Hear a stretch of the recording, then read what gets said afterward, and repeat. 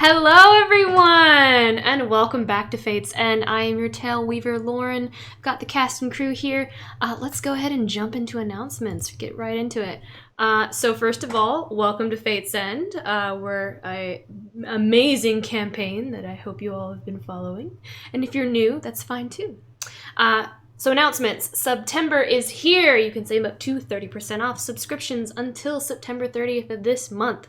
So another great reason to subscribe, or you can subscribe for free if you are a Twitch Prime member. Extra exciting news regarding being a Twitch subscriber on our channel. Our emotes were just approved, so extremely exciting. Subscribers get our awesome emotes. Our Huzzah mug emote was just approved, so you guys can mess around with that, as well as our Nat 20 and our Nat 1, all available for our Tier 1 subscribers. And just approved today if you are a Tier 2 subscriber, our insight check emoji was also approved. So perfect to spam when you guys are suspicious of another player lying, or if you think an NPC is lying. So that'd be fun to use in chat that our cast can see as well.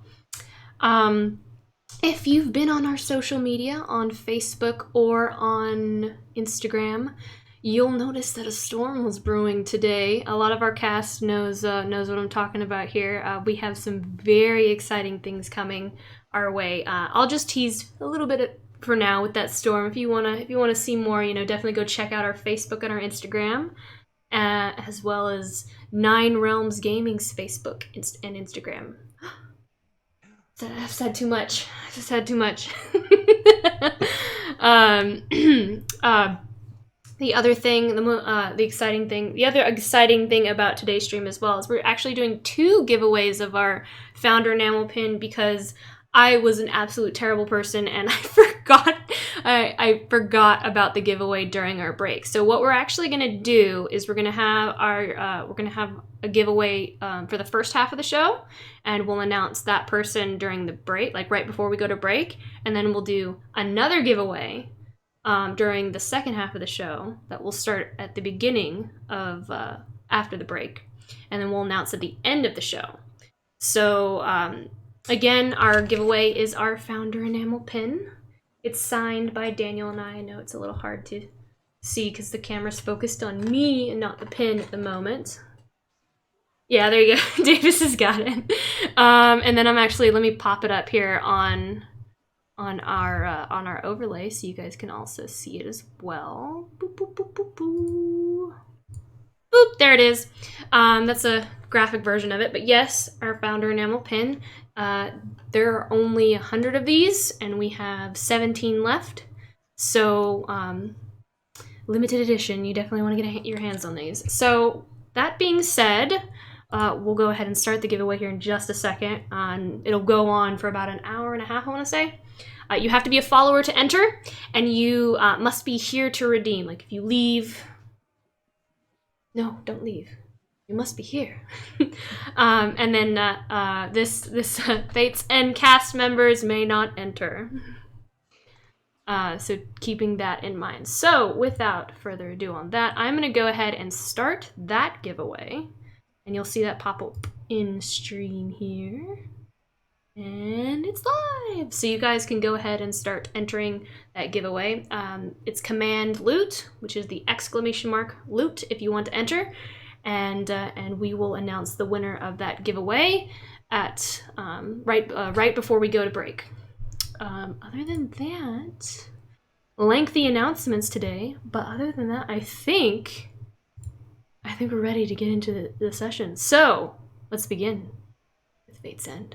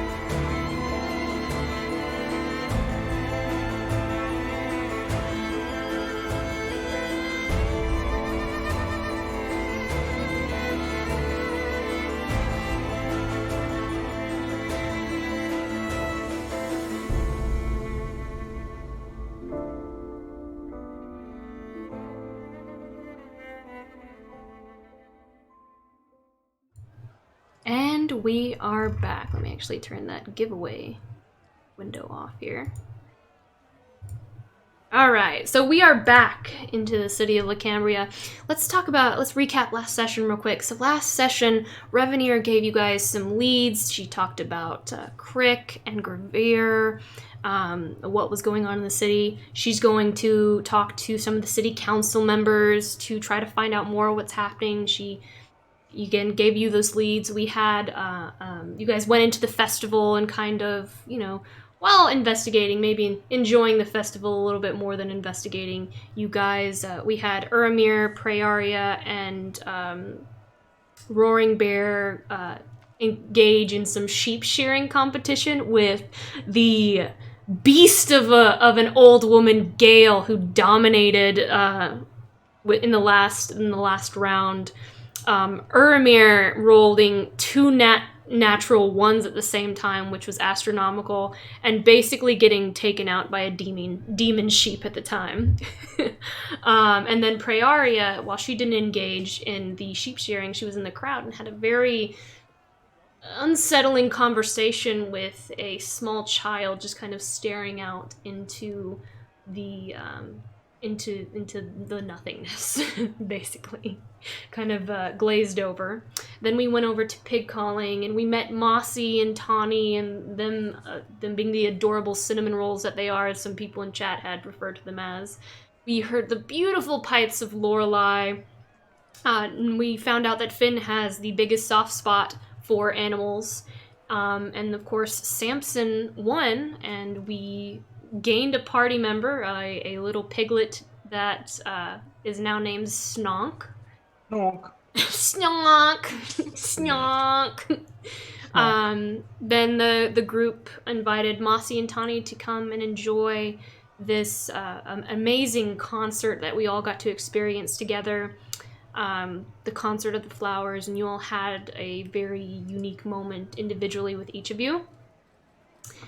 And then you were all on your way to return to the tavern, and you encountered some hungry individuals where Lorelei began to leave breadcrumbs for all of them, feeding them all, to which they begin to follow you, the hungry individuals in the crowd. You ended up kind of confronting them all together, and Lorelei cast a spell, putting one to sleep. Samson turned into a horse and took off with Lorelei, and then the hungry individuals kind of disappeared into the crowd as the Sparrowhawks began to approach. Now the crowd whispering foul play, we dig into tonight's episode. So we are pulled back into a whirlwind adrenaline rush. It's a bit chaotic as Urimir booms out with his taumaturgy spell wind-up toy. People are freaking out, terrified of this little wind-up toy that starts shrieking. They aren't sure if it's going to explode or cast a spell at them. Some people are distracted by it. Others are still watching the group that was left behind. Some are watching Lorelei and the horse take off. People are confused and looking afraid after hearing this and see Samson transform into a horse before them. Lorelei, you are riding the back of Samson as a horse now. You've both taken off and left.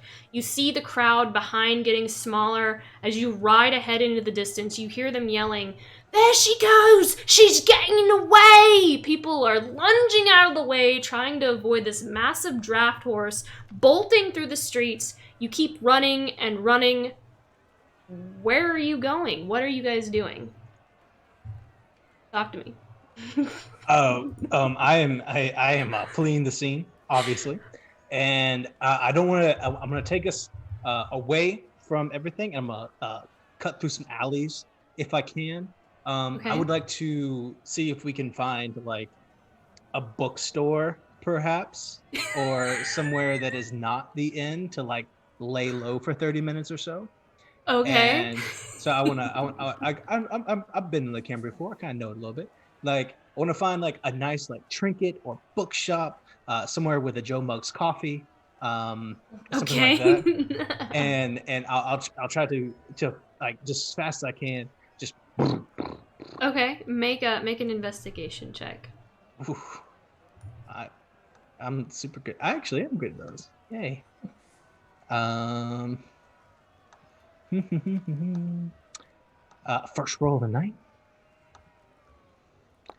That is a 19. It was almost a nat 20. I saw it there, kind of like That's so close. tipped a little bit. 19 for me. Okay, so it doesn't take you too long to find what you're looking for. You are darting and dashing, and Lorelei is grasping onto, the mane of your horse self, and you're dashing down alleyways and moving very deftly throughout, dodging, crates and barrels and all that. And you do eventually find a small little, hole in the wall type bookstore. It looks like it's not really a bookstore per se, but more like they sell like paper and quills, and journals and such, with some books in it. Fantasy staples. But you do I slow down to a trot, and then I walk, and then I stop, and I just paw the ground for a second. Lorelei, what are you doing? What's happening here? She sighs. She says, "Are you here to teach me a lesson?" And she hops off. And I turn back into a person, into Samson. Of course not. Jesus. We should go inside. Maybe wait for a little bit. Wait for everything to die down, yeah? Whatever you say. And she stomps inside. I follow her into this Bucks a Million. Okay, you all walk in, and there's a small into the fantasy scroll of 1,000. there's a small shopkeeper, a little gnome with big spectacles on it, and he goes, "Hello, welcome to the paper pocket. Let me know if you need anything." Well, I will nod and flip her hood up. And he just kind of furrows his brow a little bit, intrigued that you're hiding your face, and he kind of she'll just kind of sulkily. Your facial expression is just very sad. Okay, then he wouldn't furrow his brow at that. He would just kind of be like, okay, I get it. She needs some space, and he'll just kind of go back to stacking his papers and straightening up his ink bottles and such. Quite a mess that was, yeah? I'm just slowly wallowing to the back corner of the shop. I just follow her, I guess. Lorelei drags her feet. I'll pick up one of the scrolls there and pretend to read it. I don't know.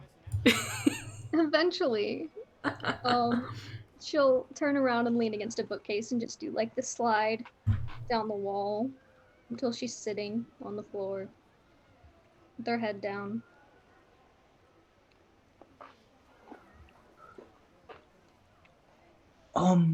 Lorelei, are you okay? It seems like something might be wrong. Something might be wrong. Interesting. Yeah.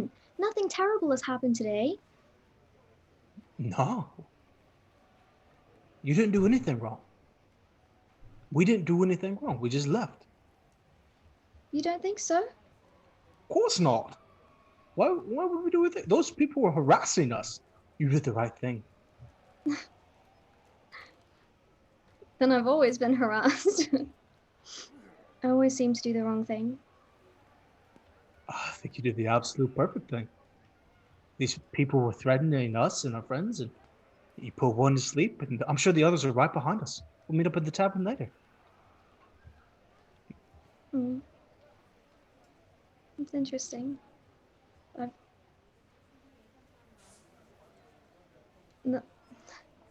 No one's ever put it that way before.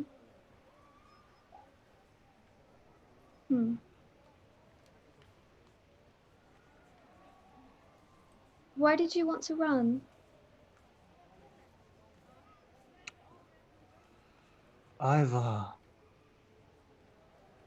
had the opportunity to run many times in my life, and I've had the opportunity to fight, and I did not feel like fighting and killing those people today. Sometimes it's better just to get out of there, you know? Not for us, but for them. They have lives and families. They seemed angry or aggressive, and I didn't feel like killing anyone today. Did you? Killing anyone? Exactly. That's not quite what I meant. I was just going to confront them. I don't think it would have gone well.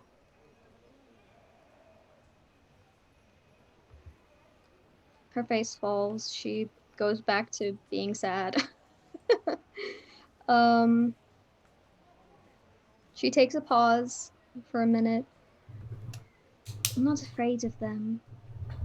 I'm not afraid of monsters or angry people or whoever's in charge.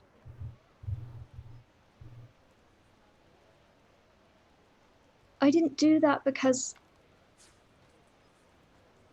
well, I'm not sure why. You say it was because I was protecting our friends, myself, but I don't know. I'm afraid of myself. And she slams her head into her little knees.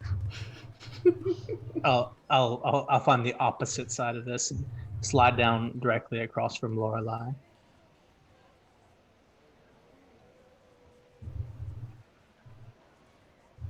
Well, I think it's good to be afraid of yourself. Keeps you in keeps you in check some ways.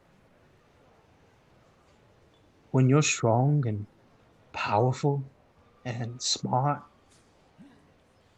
it's a good thing to be afraid of what you can do, so you don't hurt anyone. It's a good instinct.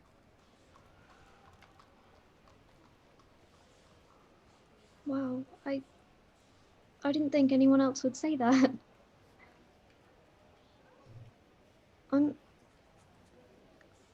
I don't know why I trust you. You don't have a trustworthy face at all, No, but I feel compelled to tell you this. So bear with me, tough guy. I'm afraid that my magic comes from whatever darkness was inside of me, you know? Like some kind of dormant evil is just waiting to come out. It seems like every decision I make is destructive or abnormal, and I left so I wouldn't hurt the people I care about. I've only been here a week, and I've already made so many mistakes, but you say they're not. I didn't expect that.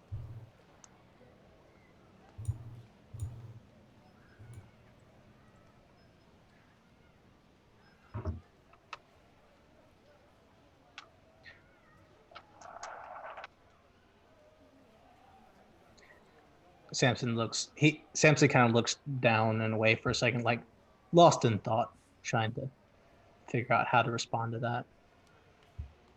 And it takes him a minute listening to that.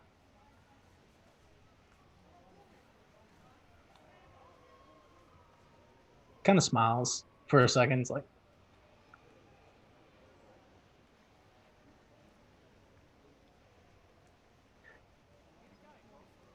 power is power, right? Where it comes from doesn't really matter as much. Not to me. And probably not to you. I don't know. Maybe it does, but what you do with it matters more. And all you can do is what you can in the moment. If it changes or if you're unhappy, You just know that you did your best while you're there. You ever feel like you weren't doing the right thing at the time? Many times.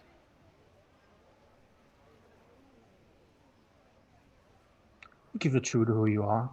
And if you feel like it's right in the moment, do it. That sleep was right in the moment, yeah? Even if it's wrong now, it was right then. And I think that's all that matters.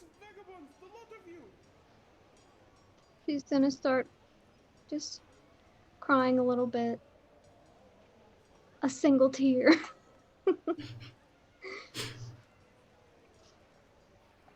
Thanks. It's your turn. My turn. We have a deal, remember? So now you have to tell me something.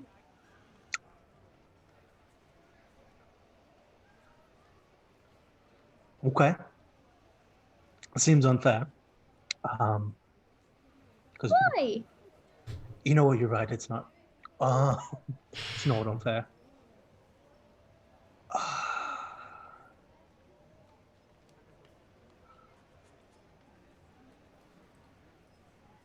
I would say that I know I am a tough guy, huh? And I smile a lot and I get along with people well, but for a long time, my only friend is Volpa. And I just kind of pet my fox.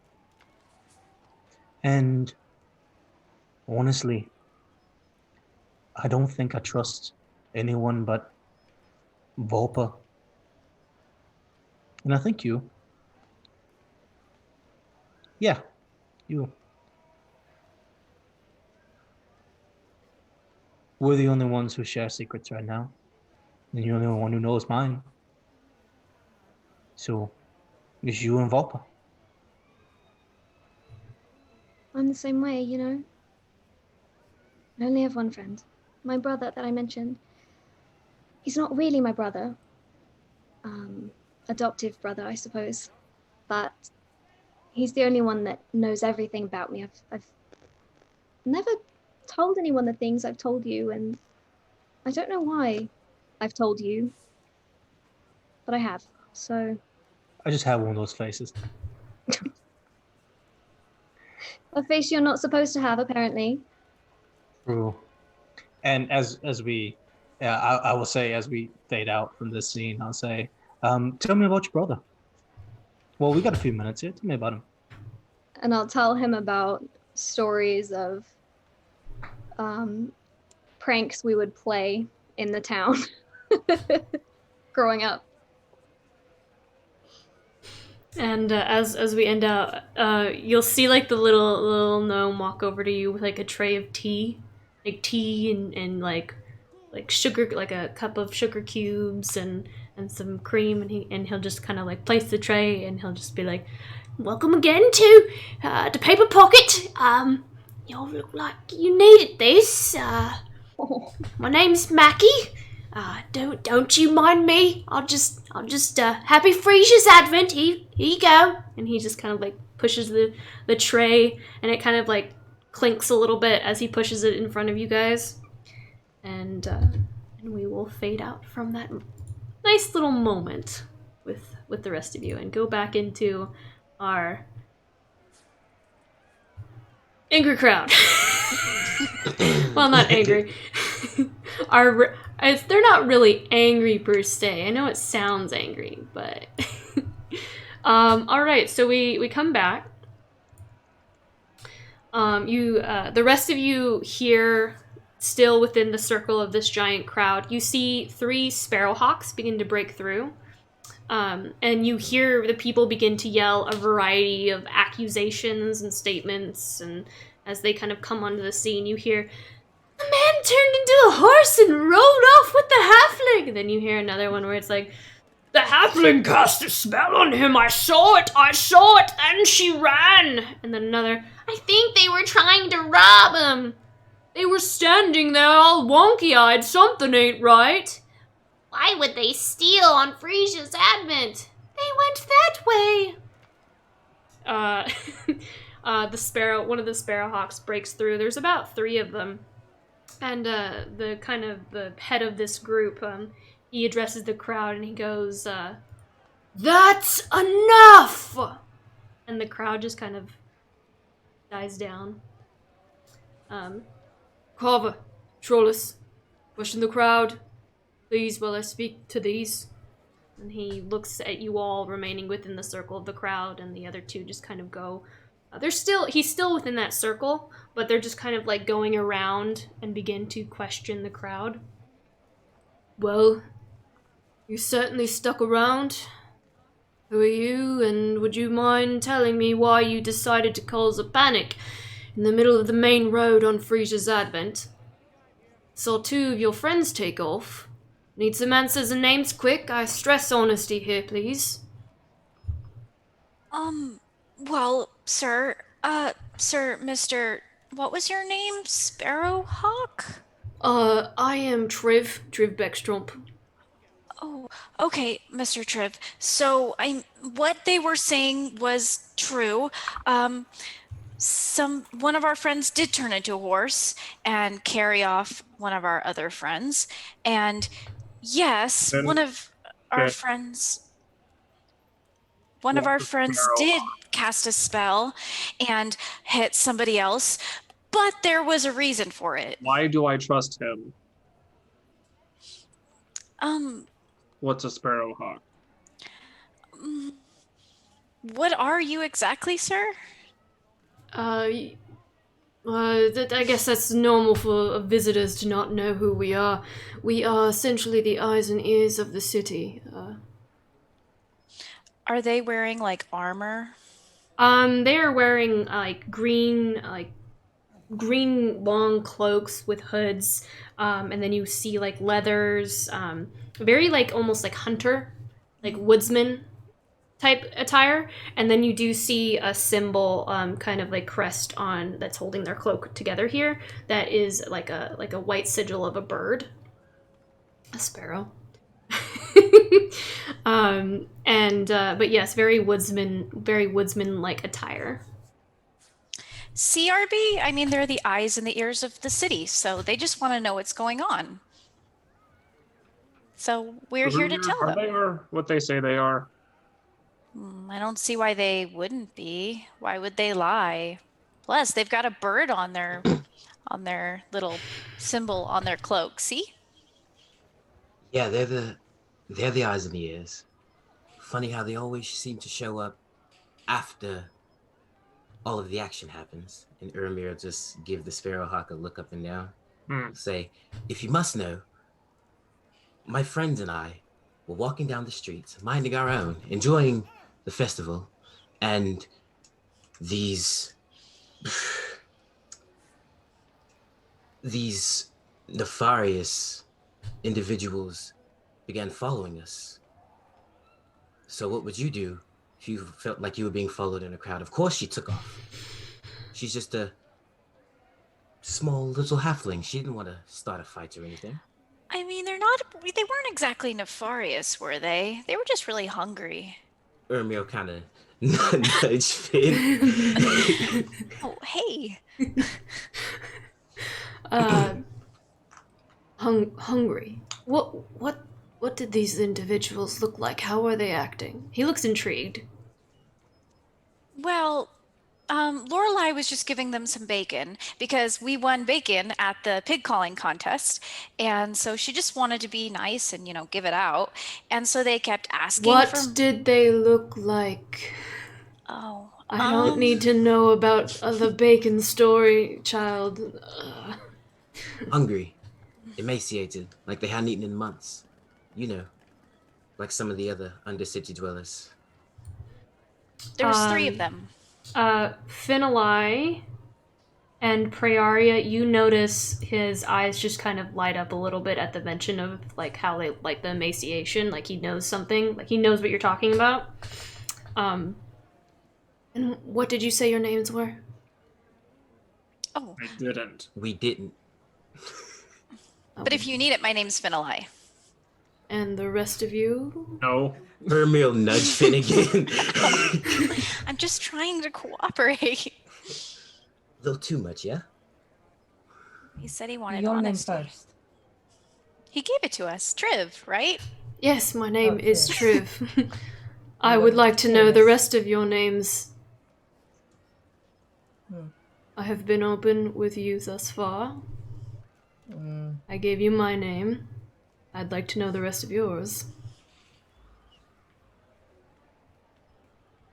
Urimir, what is the custom in this place for punishing perceived crimes? That's a question I've tried to avoid the answer to, my friend. Look, I think he can really help us. He seems like he recognizes kind of what we're talking about. Don't you think so? We needed leads, didn't we? Can I make an insight check on this guy? What are you looking for?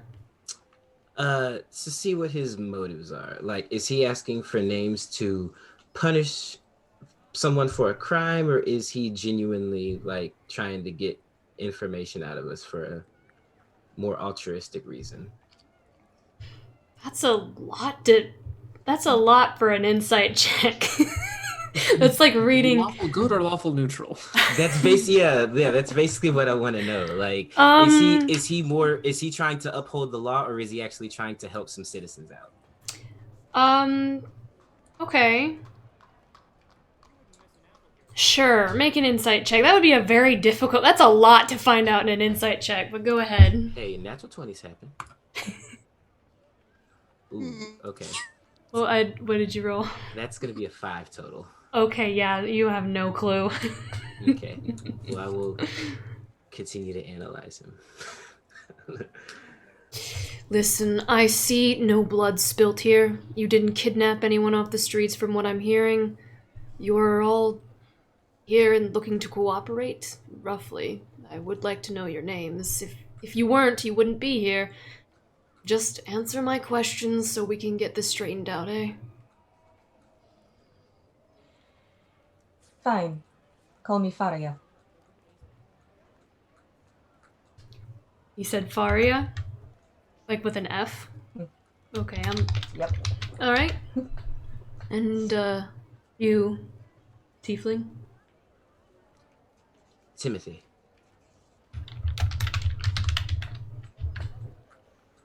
And It's your turn. the tall one who seems to grimace quite a bit. I am Roaring Bear.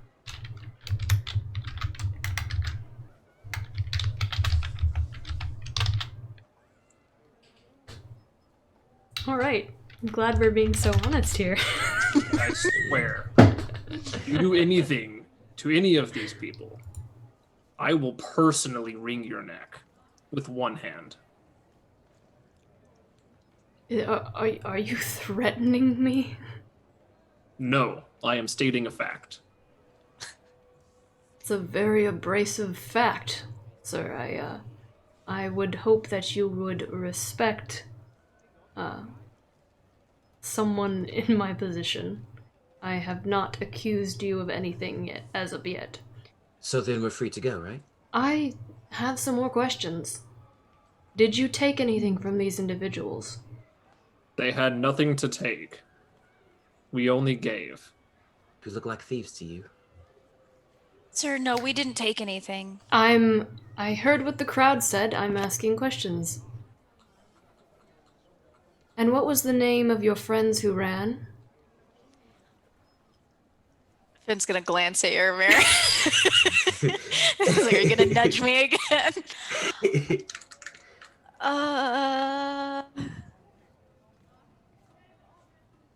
The one of the horse. Finalai? Hmm? Finalai, would you like to tell me the name of your friends? Yeah, the horse is, His name's Daniel. yes, Daniel.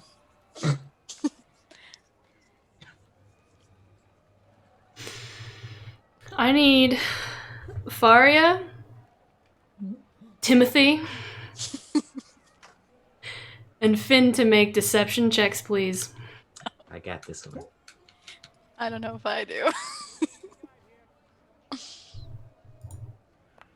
Oh, jeez. Oh my gosh. Ooh. Hey, okay, Finn.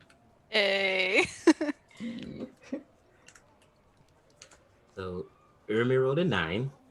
Okay. Starting off low this evening. It's all right.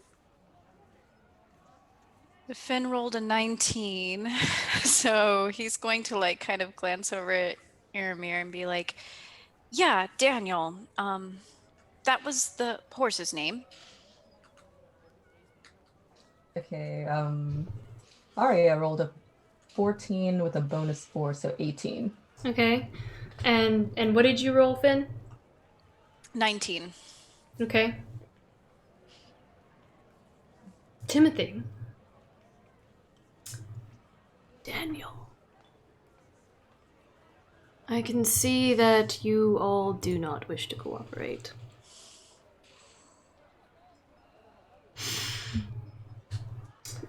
I know not from whence you get your authority. I'm relying upon your honor as a man. Well, If I I'm was to tell you the supposed criminal, you must promise that there is only to be questioning.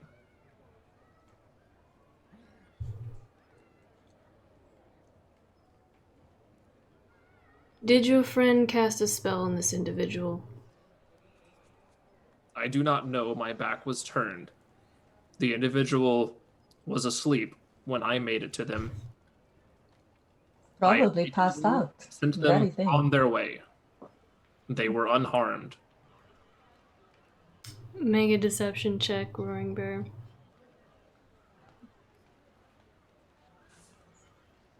Even though I'm not lying.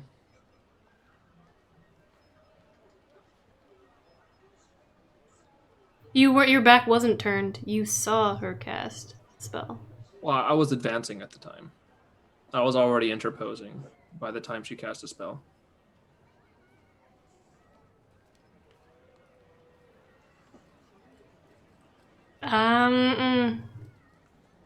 I feel like it's a Sounds deception crazy to check. me. That's not. It has more to do with his perception at this moment, but that'll be a 15. 15.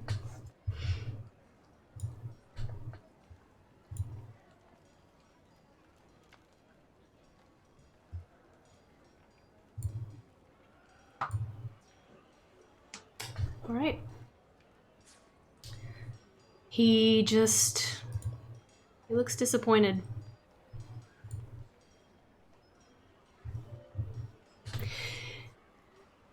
All right. I was hoping we could help each other. Simple enough. Thank you for your cooperation. The incident, and he just kind of pulls out a book and he begins writing.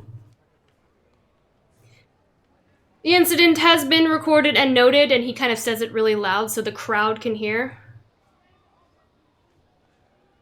And he just scribbles furiously. He takes out a piece of paper and begins writing on it. He rolls it up and seals them.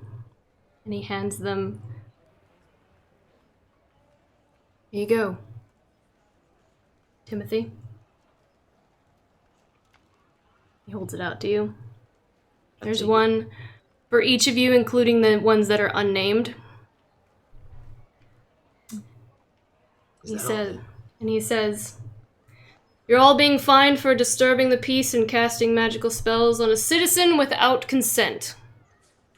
Consider this your notice. We ask that you kindly refrain from causing any panic again, especially during this celebratory time."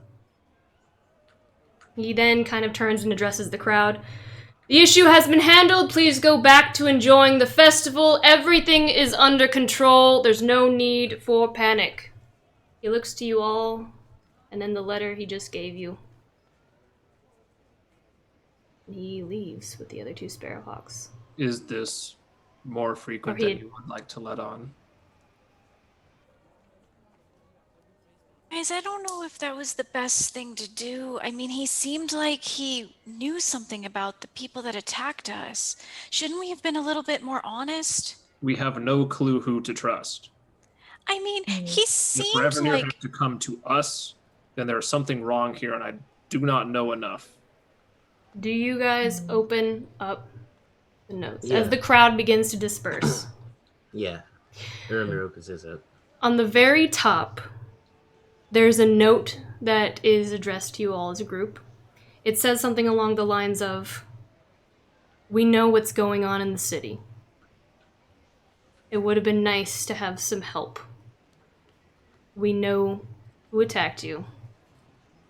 We're not trying to cause panic, as we didn't mention it in front of the crowd. You know where to find the Sparrowhawks. Timothy." And then underneath that,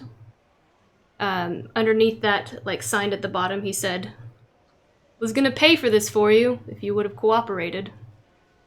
And there are fines for all of you." And I'm gonna share those with you. I'm gonna share those with all of you. They're gonna be in. Would one of you like to read your fine to everyone in chat? We'll see you in court. I can't afford a lawyer. Yeah. I'm sharing all of your fine letters to each of you. If you guys would like to, Prayari, would you like to read your fine letter out loud? I don't have mine yet. Hold on. This is just proof that running from the scene of a crime is the right It's move. the best move, yes. Absolutely. Like, You that got is one the goal. too. For who, Daniel? I don't know who that is. That's right. No names, no crimes. We're good. So just me and Roaring Bear. We're the only ones who have to pay our fines. All right. Okay. Okay. Can you read it? Yes. So mine says, Triaria. By order of the Lacambrian Sparrowhawks, taking this account on the... It was pre-written. I didn't know you would lie to me about your name, so. Okay. Faria. By order of the Lacambrian Sparrowhawks, taking this account on behalf of the city militia, the Sons of Bouclier, during Frisia's advent, you have been convicted of disturbing the peace. I've done worse. According to the laws of Andron and the great city of Lacambria, you are being fined 25 gold pieces for your crimes. Jesus. You have a fortnight to pay this fine, to the Sons of Bouclier stronghold. Inability to pay this fine will lead to imprisonment and or hard labor. Your collection will be prioritized through militia bounties and or mercenaries. Should you fail to pay your fine, you have been made aware and warned. Let's see. Triv. What's that, Triv? It's Triv. Beckstromp. Lieutenant Sparrowhawk. He was gonna pay for it. This is strange. Well, Y'all were talk like with us. really not nice to him. Pay money for it. This says imprisonment, guys. We're going to jail. I can't pay this. I don't have any money. I would rather be banished than have to pay something for something I did not do. I don't want to be banished or go to jail.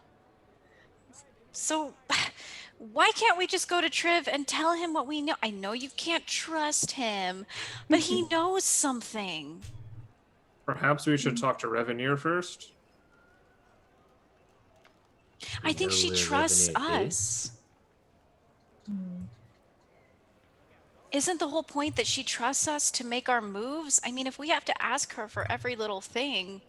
I think if she trusted these people, she wouldn't have asked us in the first place. Well, why would Revenir put these Sparrowhawks in charge of the city if she didn't trust them? Sparrowhawks. It's just a name. It's like an organization. Organizations are made up of people, and people lie. Obviously, Timothy.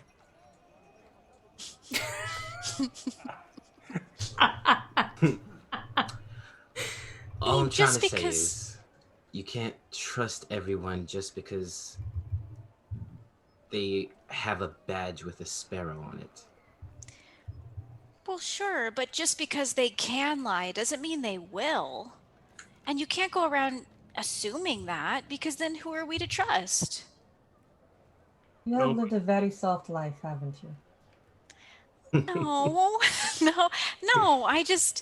I think it's important to give people a chance to like show that they might be trustful before you just deem them untrustful.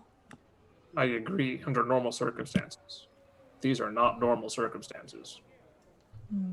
Well, he knows that too, though. He knows that these aren't normal circumstances. He said so in this letter. Yeah, it would also say like you know where we are if you want to talk. Well, we have a fortnight to find them. Well, they have like a building. Well, we have a fortnight to get to it. But Urimir, this is your city. What do you think? Where should we go for answers first? Are you heading back to the tavern to hopefully meet up with Lorelai and Samson? That'd probably be the best move. And then down to the Undercity. We'll talk to Grevir, see what he thinks about all this. I don't trust the people up here. All right, we will trust your lead. So we'll set off to find Head back we'll to the set off to tavern. find, Samson and Lorelai. So you all leave. The crowd begins to disperse, and there's some people who kind of like stick around to kind of like eyeing you in the situation. The 3 Sparrowhawks end up leaving as well, and you begin to make your way back to the tavern. How long do they follow us? Who?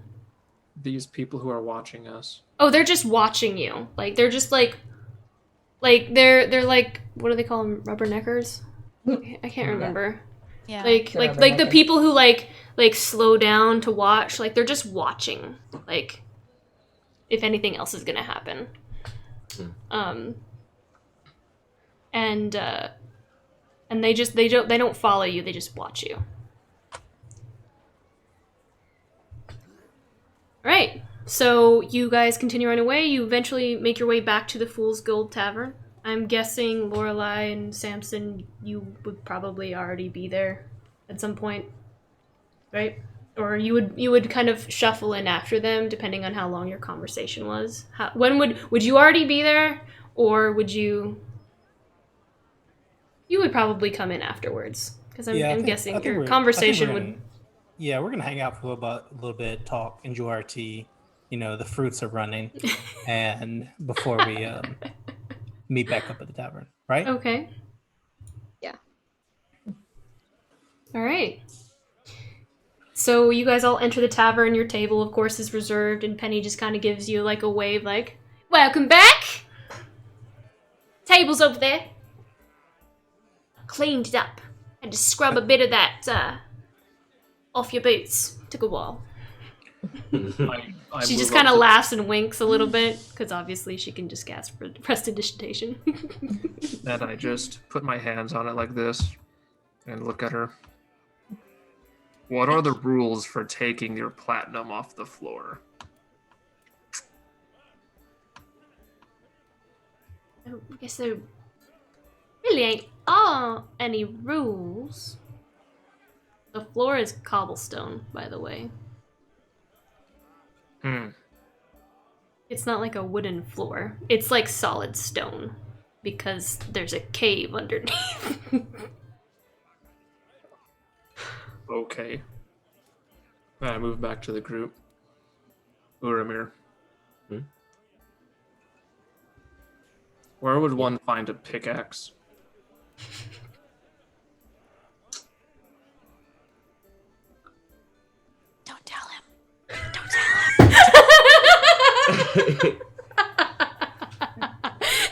I'm not sure off the top of my head. Why? We have fines, yes. Maybe. There's money over there. Well, I mean, Revenue paid for our food and beds. Don't see why she wouldn't cover this. Oh, that's not suspicious at Oh, all. you guys get to Revenue. tell her that, Watch out. don't you? Pays Hey, for the Rev, guess fines. I don't know if she's going to be too happy about hearing that. Maybe we should like leave that for after we solve the city's problem. Well, look, she chose us because we're relatively unknown, right? If the Sparrowhawks know us and we continue to attract attention like this, it kind of defeats the purpose of why we're here. We should lay low and stick to the mission. Well, if we need money, I'm going to rip it out of that floor. It is just kind of sitting there mocking us, isn't it? Yes. All right, to the table. Both of you, to the table. Prayaria, you shuffle them along as they're just kind of standing there staring down at the coin.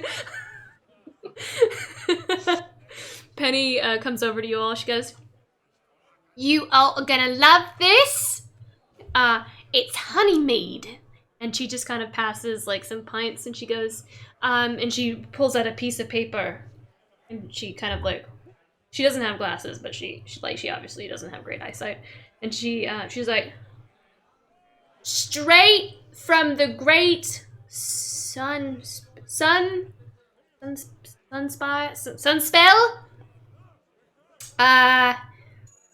the honeybee. It just came from Sunspell. I don't know the name of the. I just can't. I don't read very well, obviously. But yes, they brought us a shipment and they wanted us to tell everyone that it came from there. Thank you, Penny. That's so nice of you. Yes. Enjoy. Oh, wait. Can I also get another off your boots? Not for me, but can I get another one? Please? Sure. Not for you, right? Not for me, no. Okay, just making sure. Wouldn't want another accident, you know. Yeah, right. Never gonna live that down. Gotta keep it in. Gotta keep it in. It's supposed to stay in and not out. He just kind of stands there for a second. It's all gonna stay in. All don't you right, worry. you sweet little thing. And she just goes off, and she goes and she gets an off your boots, and eventually comes back and gives it to you. Thank you. Is this? I'm just asking. Is this in a to-go cup? Oh my God! It should. Yes, it's in a sippy cup. No. A sippy cup. Sippy cup. I don't think they had straw. I don't think they had straws back in medieval times, but whatever. It's in a wineskin. There you go. It's in a wineskin, the equivalent of sippy cup, to make sure you don't spill. You know, that lady did steal my wineskin, so now I have another. There you go. It's perfect. So you guys all enjoy time together here and wait for the Samson and Lorelei to come back, or are there any conversations that you would like to have before they come back? I would actually like to excuse myself and go. The rooms are attached to the inn, right? Are they upstairs? So you guys are on the 3rd floor down. Mm-hmm. But they remember, it's a cavern system underneath the inn, and each room is in a separate antechamber that they put a door on. Okay. I have got to go do something real quick, guys. So I will be back in like 20 minutes or so. And he's gonna like scoop up the wineskin and the pig in one arm and like make his way towards the room. Snonk just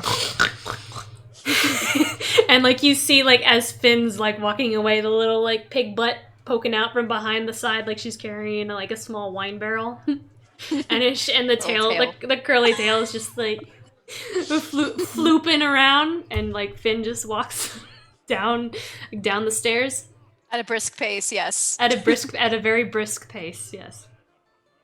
Okay. That Should wasn't we? suspicious at all. I hope he doesn't taint its meat. Do we just let him do? Okay. Who are we going to see in the Undercity exactly, Urimir? Grevir. He's kind of a unofficial leader. Mm-hmm. There is hierarchy down there. I wouldn't say that.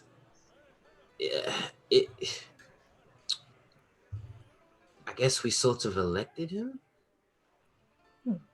So you like him? He is Oh, yeah. good? He's trustworthy. Most people down there are. We have each other's backs, you know?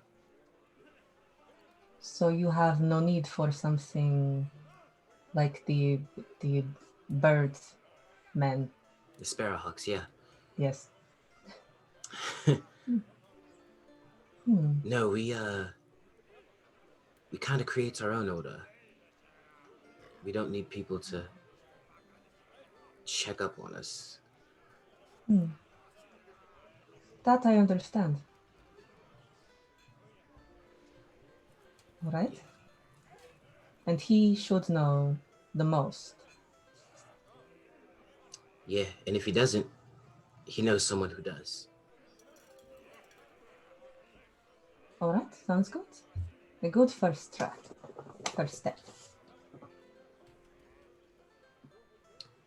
All right, Finn, do you want to tell us what you're doing down there? Yeah. I think everyone's dying to know what's about to happen down there.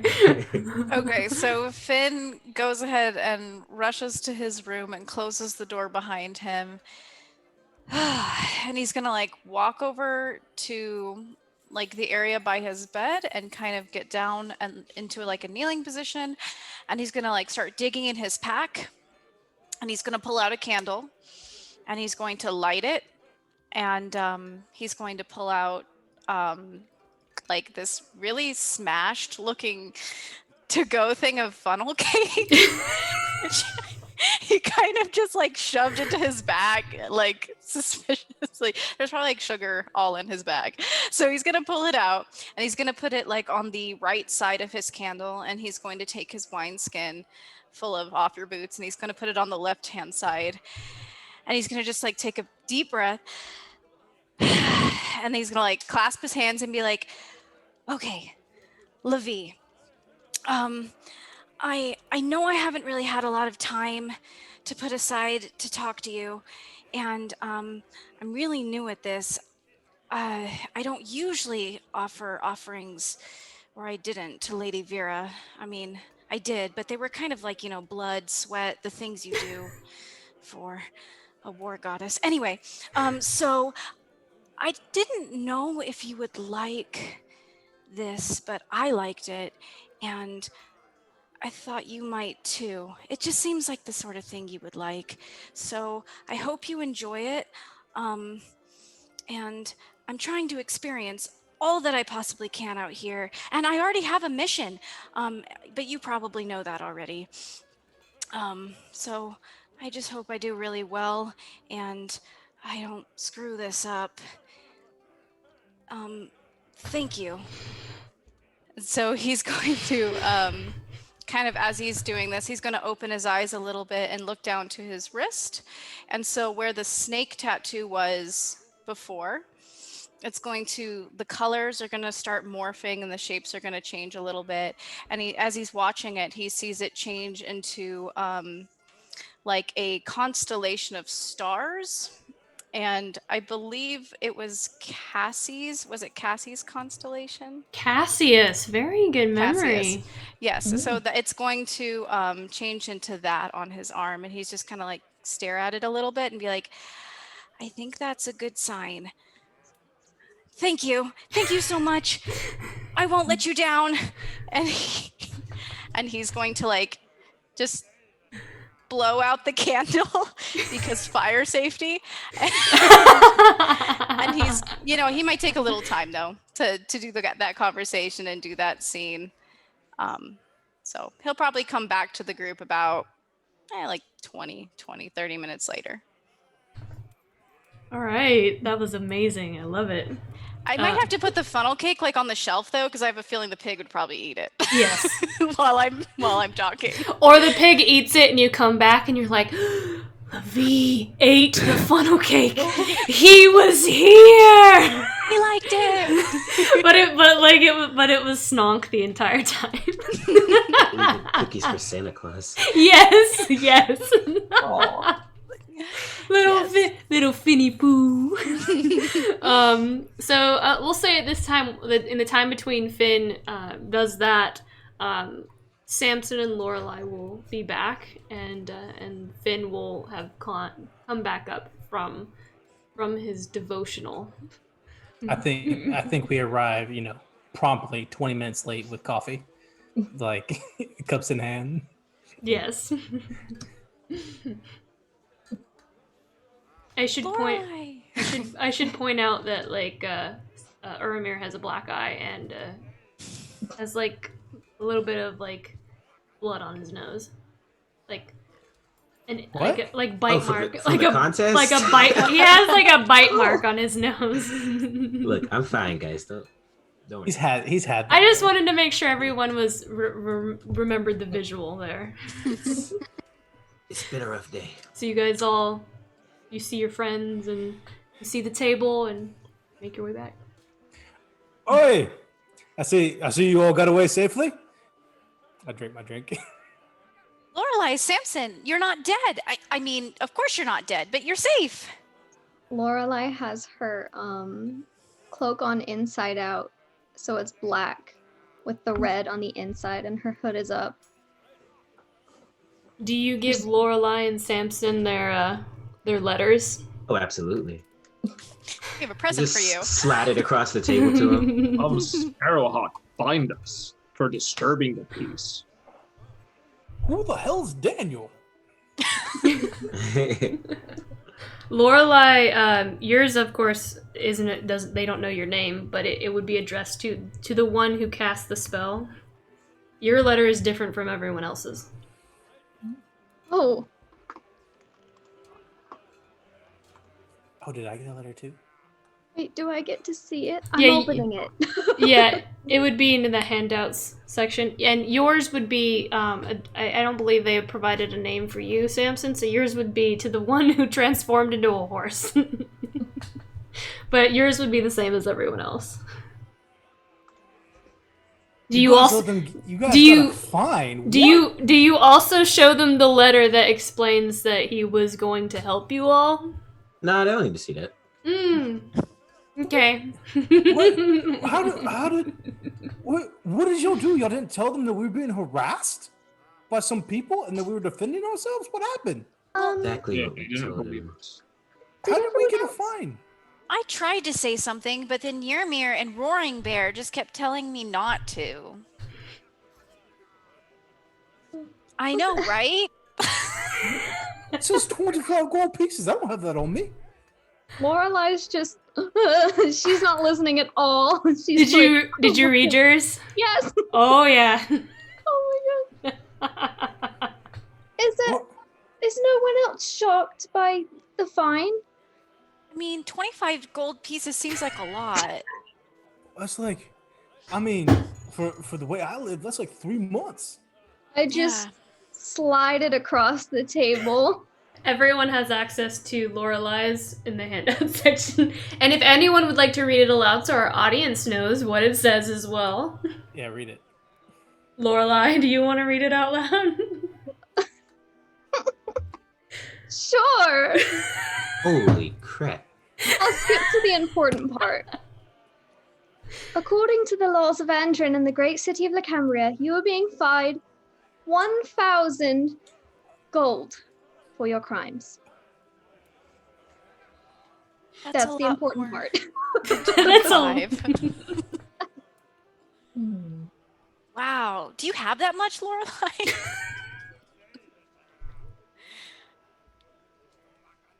Ask me again tomorrow. Oh no. Oh no. Well, I that's a lot still of money. think I should grab a pickaxe and rip it out of the floor. I Look, don't think we these- have to pay it though. I mean, if we go to them. I mean, we didn't do anything wrong. Exactly. Absolutely nothing. It Well, says we- we have to pay it or be thrown in jail or hard labor. Hmm. These people seem to have an uncanny interest in the emaciated ones. They know something. Well, I don't really know what money is, but if it will make you feel better, Finalai, I will go back with you, even though I don't like them. Thank you, people. Priaria. Well, I if think they- it could really help us. If they know something, maybe we can strike up a deal. And I mean, to their defense, we kind of did do something wrong. I mean, some of us ran away, and then the others of us didn't cooperate to their fullest extent. He's going to glance at Urimir. Right and wrong is a matter of Well- perspective. And Roaring Bear also semi-threatened. Yeah, that's true too. The guard? Roaring Bear said he was going to, what, throttle him or something? With one hand, should he harm my friends. One hand. Personally. I'm pretty familiar with the Sparrowhawks from my time in Aurora, right? Yes. Okay, so here's the thing, y'all. It's the Sparrowhawks are they're generally speaking good people. Like they help out in the countryside. They report to the city, get people help when they can. How did this happen? How did we end up on the bad side of this good organization? Okay. You know what? I Yes. blame You know what? You know what? And he takes his hair, skins it back. It's fine. It's fine. I think Finalai is right. I think Lorelai is right. I think that Sparrowhawks are looking for information that we're trying to find. I know that Revenir said that she was already working with Kaya, who is the council member for the Sparrowhawks. If we go find out some stuff, tell Revenir she gets to Kaya, wash her hand of this, all done. What do you guys Wow, think? would have been nice if you hadn't run away and told me that. You've seen these people all across Aurora. They're always in taverns, taking care of people, keeping the peace. I mean, we've I only have been never here seen for. one before in my life. Never. You've never seen one. They're everywhere. That little patch is on every trading post from here to Vera Mountain Range. What's that?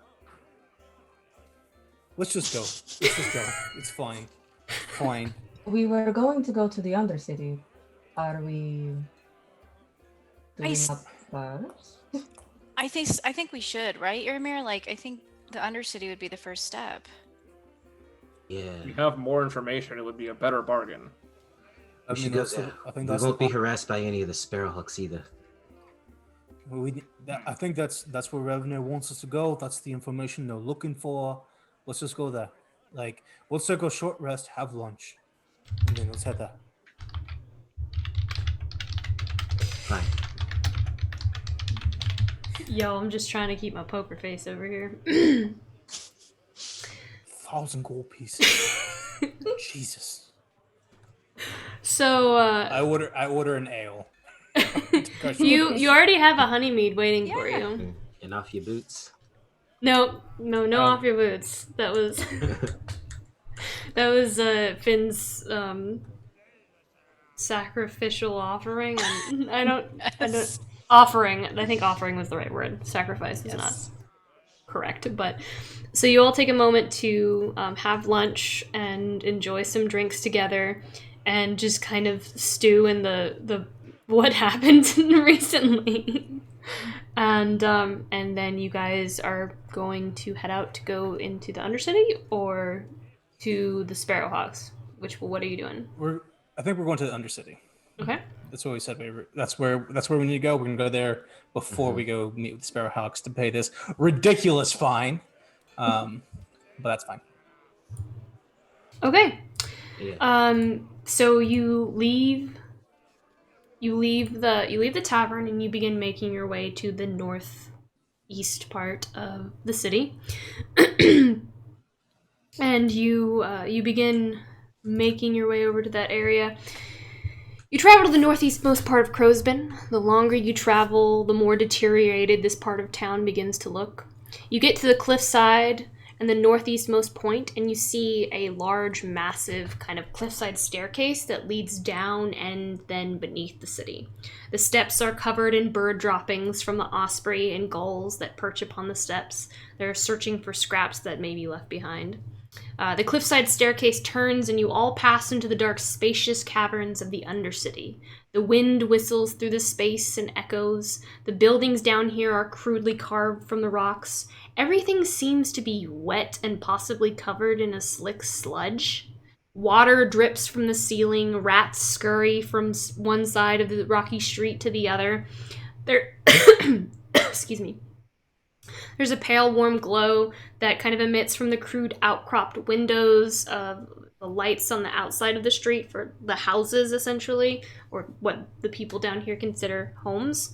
The humidity and the cramped space makes the air feel thicker and stifled, kind of like when you go into like the YMCA locker room, like the pool section.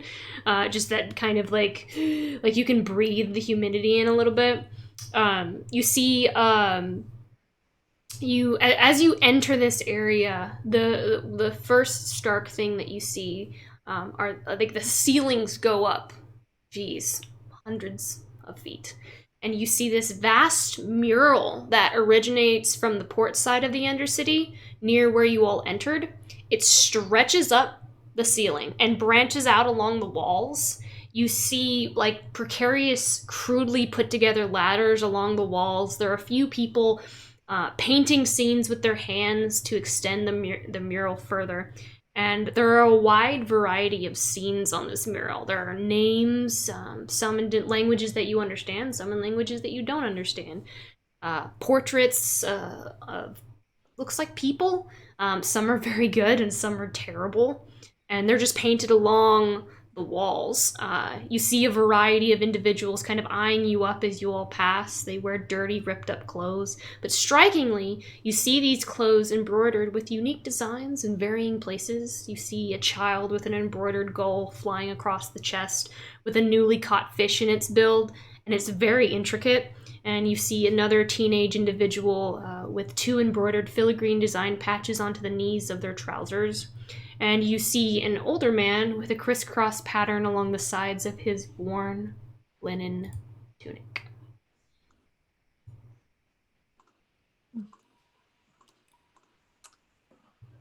Welcome to the Undercity, guys. I lean to Urimir. You live here? Yeah. You can't help but have like a bit of a smile on his face, feeling a little bit more at home. It's like, it's not much, but you'll go to like it. I lean in really, really close. I don't mean to offend, but I do not like it here. It's very dark, but it's kind of nice. Like, look at all the pictures up there. Have you drawn anything up there, Urimir? Urimir glances over at the mural. I haven't, but it's people that have passed on.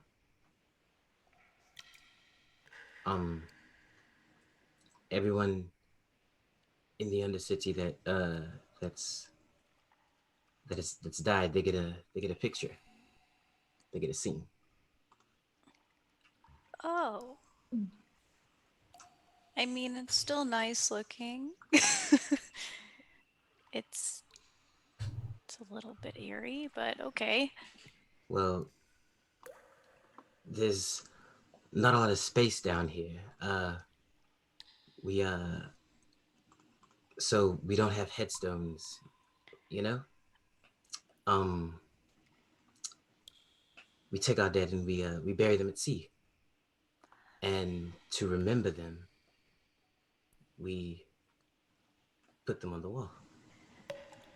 Oh, so they'll be there forever. That makes sense. Yeah. I have a question. Is this like a somber kind of mural, or is it like full of life with lots of colors? Oh and yeah, it's like it's definitely not somber. It's like all the scenes are like like it's very colorful. It's probably like one of the cleaner areas since everybody's always working on it and stuff. Like down at the base of it, you probably see like little trinkets and like flowers and like presents and stuff down at just placed up against the wall. Like Lauren said, there are people up there like drawing and stuff. Like you can tell some of the drawings are done by kids. Others are like really detailed and intricate and like beautiful. like you know, little ever burning candles like floating around and stuff. Yeah, there are lots of ladders. There's not just one ladder. Like it's vast. Like because this is their grave. This is essentially like their grave headstones. Like it's huge, and like I said, the ceiling and the walls just kind of go up hundreds of feet. Like it's vast. Yeah, like it's not. It kind of spills over into everything else. It's not just like it's a little more chaotic. Like the scenes kind of blend into each other and stuff. And Urimir will glance up. He'll be like, "Yeah, my mother's up there." Your mother? Where? Yeah. He'll take you guys. He'll walk a couple of feet down. He said it's a big mural, and he'll point up at the top, almost towards the ceiling, and you see it's a little bit more detailed. I guess Urimir didn't draw it, but you see this tiefling woman. She's got like rose red skin and brown hair, and her horns kind of curve up like an S shape, like at the very front of her head. And they're like kind of light pink at the tips, and it's like it's just like a face and like the top part of it, like the top part of her body, and she's smiling, and you see like all these little around her. You see all of these little like they're kind of crudely drawn names, and it looks like they were drawn by children. Yeah, she goes, "That's her right there." I lean over to Briaria. Briaria, how long do you think that's been painted up there? You think it's new or you think it's old? How long do you think it is? Can I see it very well from where I am? Yeah, he took all of you right up to it. Oh, right up to okay. Yeah, unless I heard that wrong. You said you took them all right up to it, right? Yeah. Mm-hmm. You can make a percept or investigation check, maybe? Since you're investigating the painting. Okay, let's see. Investigation.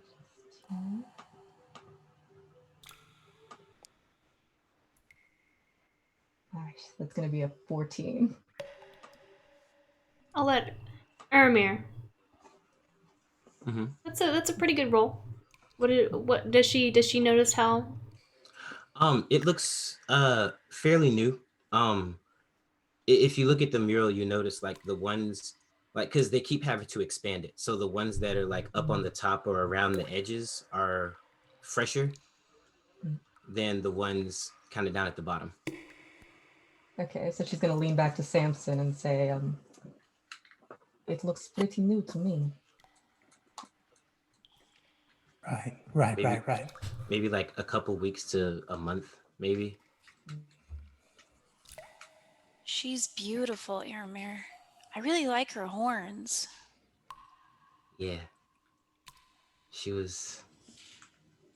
I miss her. She would, Go ahead. I was just gonna ask, do you ever like leave presents for her in front of the picture? All the time. In fact, he'll open up his bag that he always carries with him, and he'll pull out like a little. It's like a little metal doll, and it's got like wires for hair and stuff like that. And he'll be like, yeah, I find stuff I think she would have liked. He'll place it down in front of the wall. Say, she always patch stuff up. And he'll kind of motion to some of the children that are running out and playing and stuff. You Be see like, a couple bit of children there. They look to be building things with just rocks and pretend. You kind of watch as like two children are pretending that building castles and having one of the rocks traveling to another castle, and they're just smiling and they've got dirt on their face, but they're having a blast with the imagination, that the beautiful imagination that children have. And the just watching them play with these very simple things that people wouldn't consider toys at all is kind of I don't know, there's a weight there to that as you all watch this. yeah, she lots of scuffed pants and torn shirts. She would find these patches, from more fine clothes, and they'd be like embroidered, or they'd have like a nice design on them, and she'd cut them out and she'd sew them over over the tears, so that they would feel new again. And oh, there was one kid, he would rip his clothes on purpose just so that he could go have them look nice. And my mom she had to let him know that she made him a whole shirt once. It was really funny. Yeah, I'm pretty sure everyone down here had at least one article of clothing. And he'll kind of like absent-mindedly just kind of grab onto the cloak that he's wearing. Say, And you do see, like, all of you, like the children there, you do see different patches on that are bringing a burst of color to their graying kind of dingy clothing. And older folks and middle-aged individuals, a variety of people, and they all seem to have this kind of touch to them on their clothing everywhere. Everyone. She made your cloak too, didn't she? yeah, it was a birthday present when I was younger. Uh, she said she found one of the finest cloaks, and it had one little tear in it for her to leave a mark in.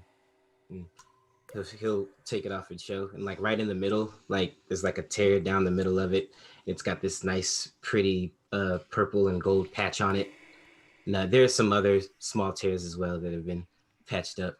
Looks like she's worked on it more than once.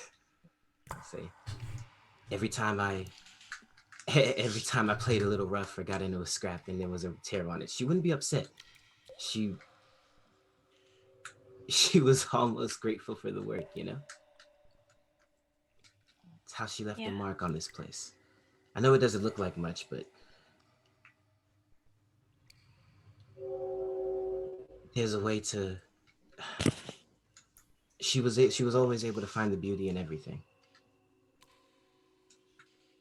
She sounds like a beautiful person. Wow. You have no idea, Finn. She was the greatest.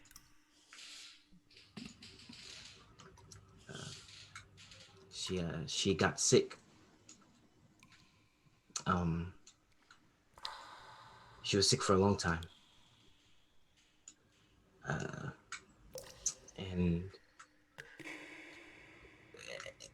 it wasn't even anything terrible. We didn't have the money. We didn't have the gold for the medicine. And no one wanted to trade anything. We had stuff, They charged you gold for medicine? That's how it works up there. You disturb the peace, and it's 50 gold pieces, or however much. You need medicine, and it's 100 gold pieces. You need food, and it's 20 gold pieces. You need a place to sleep, and it's 10 gold pieces. And it's not like that down here. Down here, we just trade what we have. No one wanted anything that we had to offer, so she got worse. And as he talks, like he's not even looking any of you in the eye anymore. He's just kind of staring off, like the memory is like right there in his head, and no one wanted to fix her. She, even in the end, as many people as she helped, it didn't really end up mattering.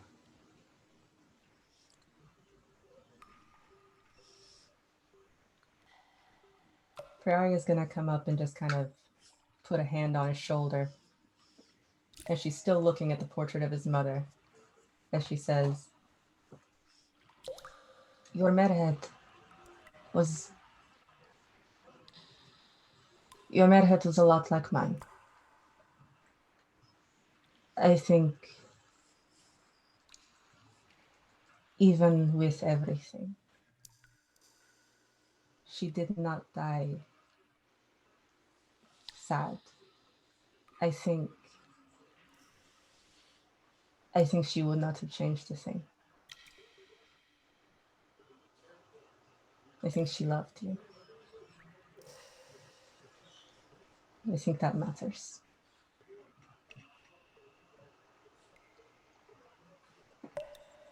Yeah, kind of wipe his face a little bit, try to keep his composure. You know, even in the end, she wouldn't let me be upset about it. I think she knew it was coming, and she wouldn't let me cry in front of her. She wouldn't let me be angry in front of her. That was just her way, you know?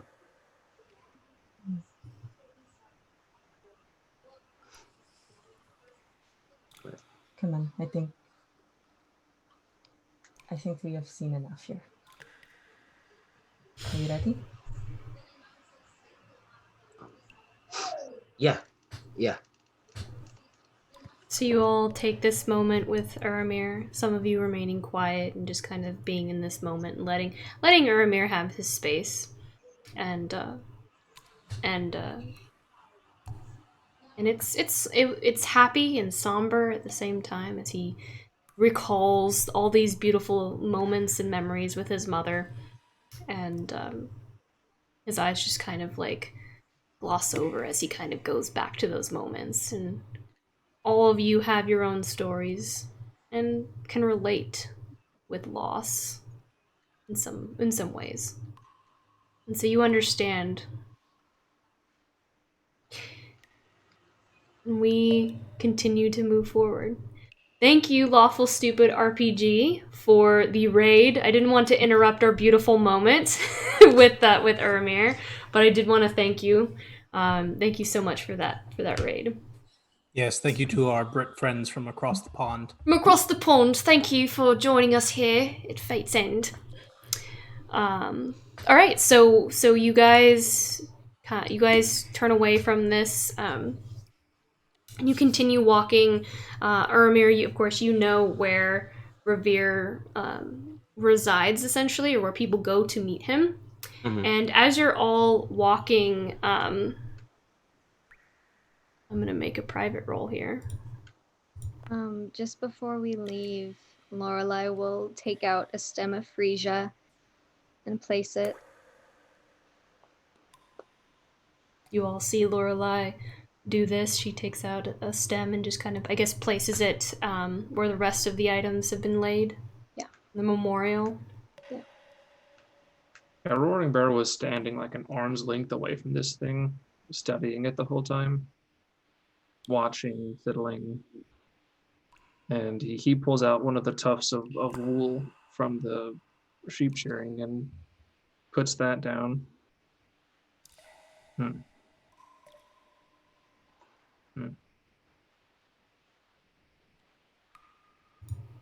Okay. You all see Lorelai place her gift, and you see Roaring Bear just kind of take out a tuft of wool, and I will druid craft the flower so that it grows roots and takes life.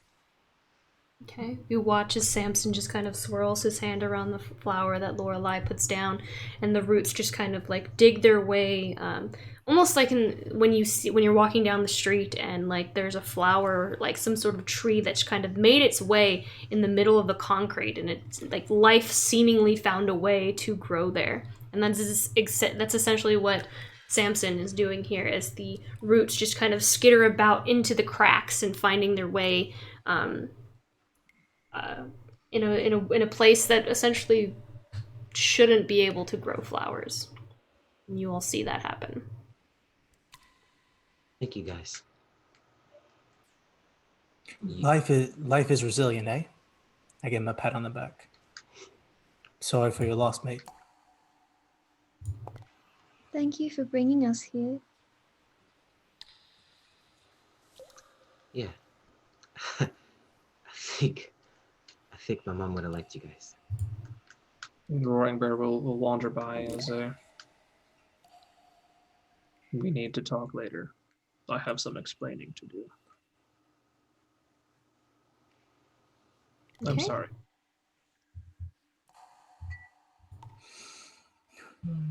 Let's go find our buddy Grevir, eh? All right. Yeah. So you, I already rolled for one of these earlier. You all make your way down, past the other houses and the homes down here, with the lights kind of glowing onto the very cramped street. Roaring Bear.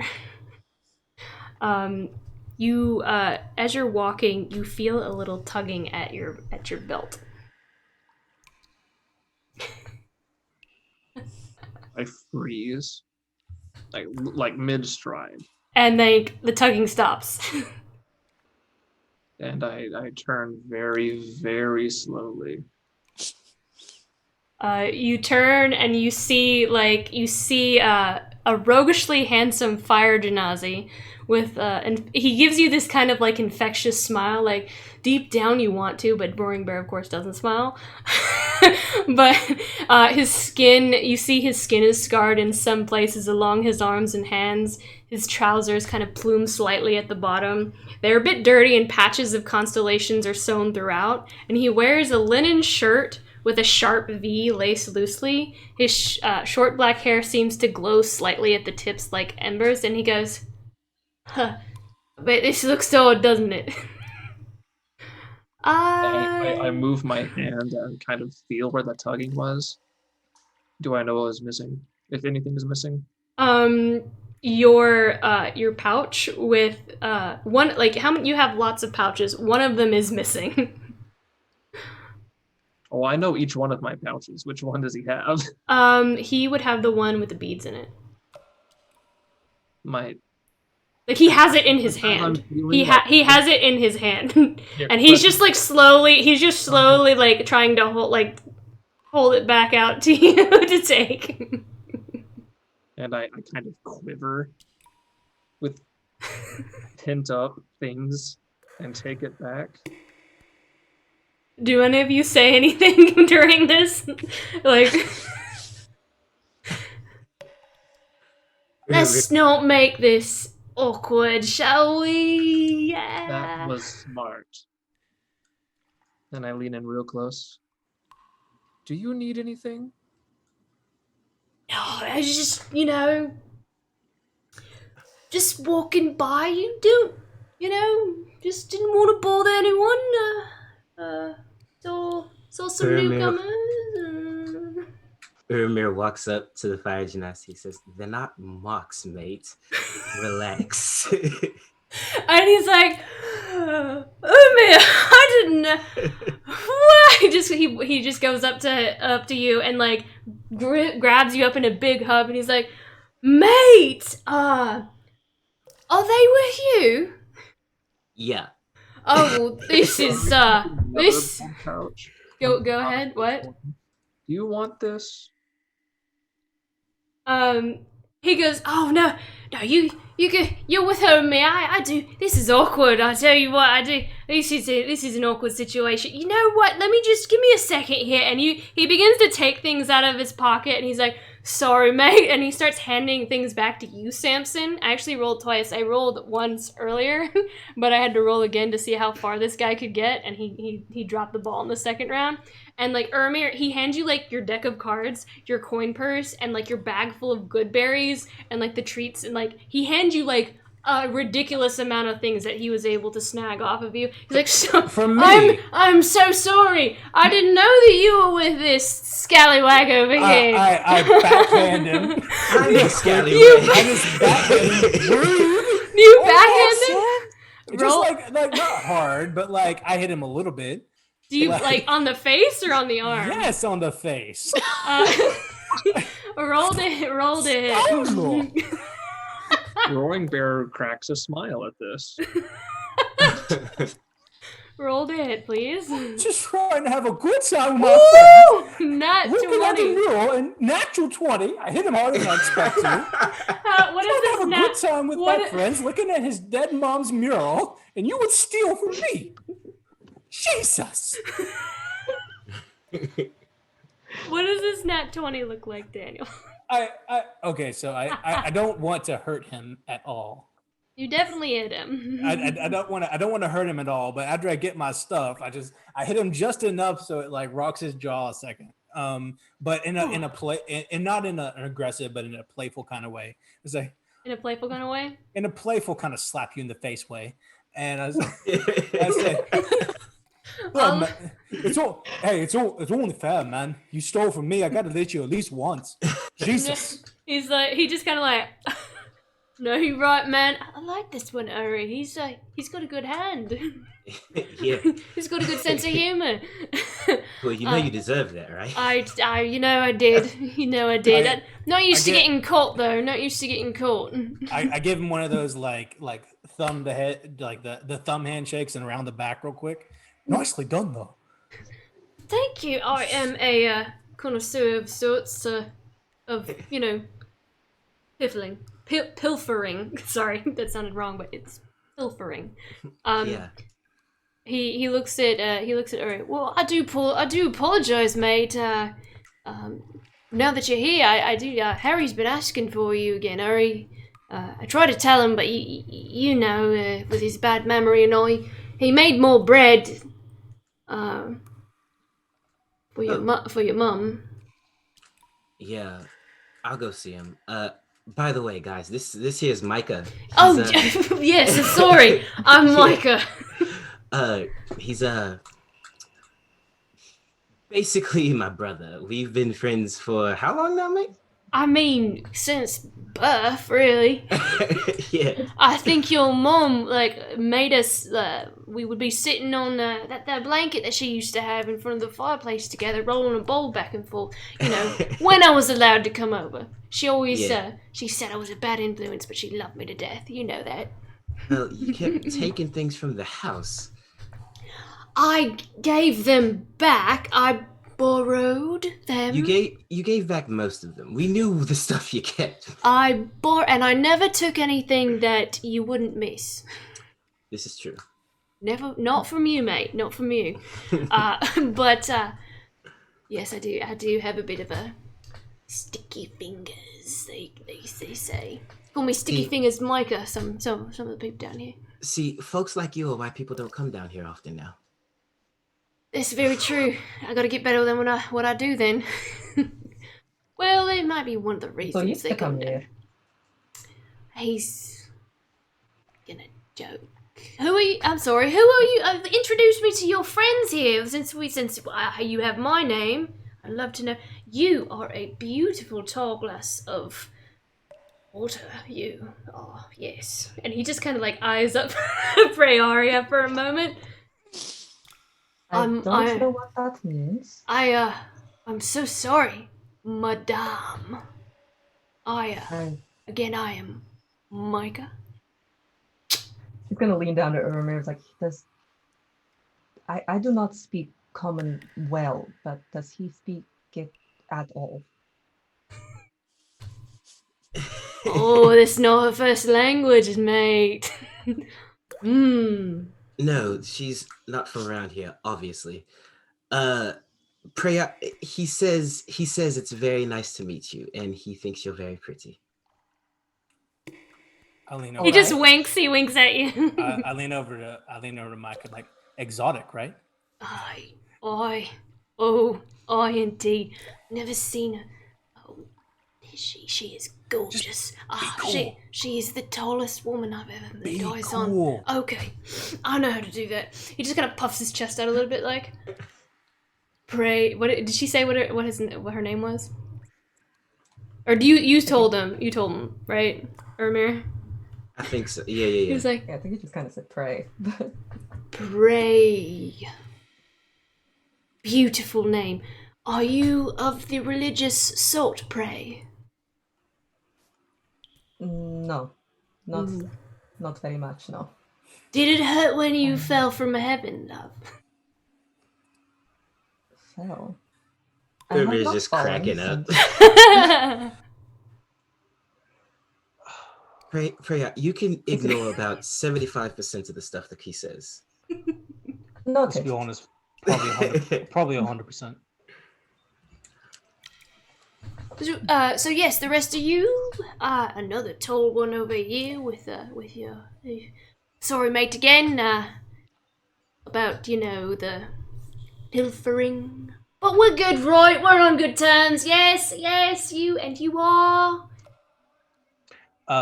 I introduced myself and everyone else in turn, so that Okay. our dear Micah knows everyone, because Okay. he's Urimir's friend, so I do Yes. the introductions to everyone. Where y'all headed? We're looking for Grevir. We're looking for Grevir. Right, why are you looking for him?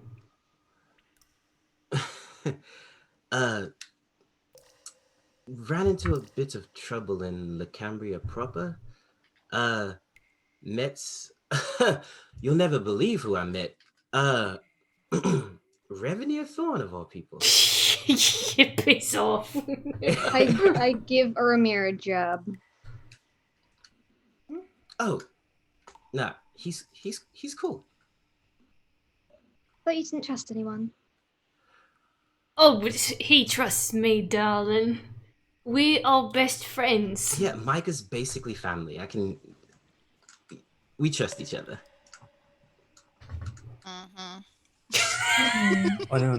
Even Look, he gave the stuff back, is all I'm saying. It's true. Look, well, the rest of the stuff in your pockets now, those belong to other individuals, but not yourself. I promise I would never do that to Uri.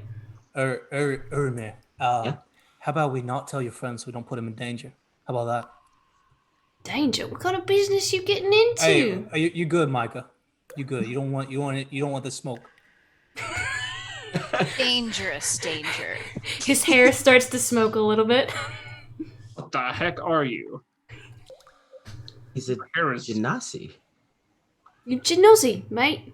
You not seen a Genozzi? Mm-mm. Well, that is what I am. Red's a good colour on me, wouldn't you think? Yes, darling. Pray, yes. Pray, I say. Pray will you say yes. Right? I do pray it. She does. Backing up. She does. Into, like, I can see it in her into a eyes. crack in the Anyway. wall. She's like hiding.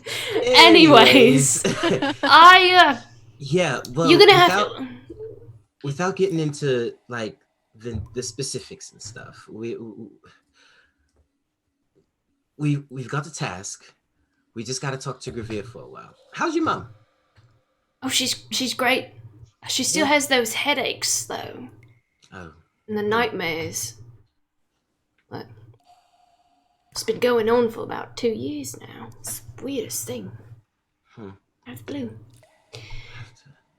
But well, tell her I said hey. I will. Yeah. He kind of leans into you. He's like, "You gonna tell me later, right?" Oh, of course, yeah. Okay. I'll be back at me place. All right. Mm-hmm. They just.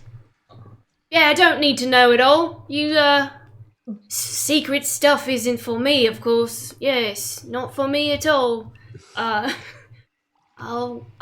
will see you later. Alright. And All right, Micah, stay out of trouble, man. Learn to untie knots if you're going to steal my stuff. I didn't hear you. What was that? So next time, make sure you learn how to untie knots if you're going to steal my stuff.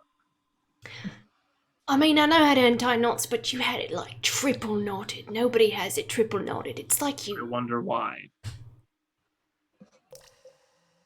I'll just have to cut it off next time. Mm. And he just kind of looks at you like, almost as if you're challenging him to a game now. Oh, I am. It reminded me of a fib I once had. Sounds like a good friend to me. Yes. All right, Uri, I will release you of my entrapment here. Yeah. I'll be back stay at out me of place. trouble. We'll You- catch up later, yeah? Oh, we definitely will. I'll find you if you don't come find me. All right. And you see him just kind of like give Praeria one last up and down.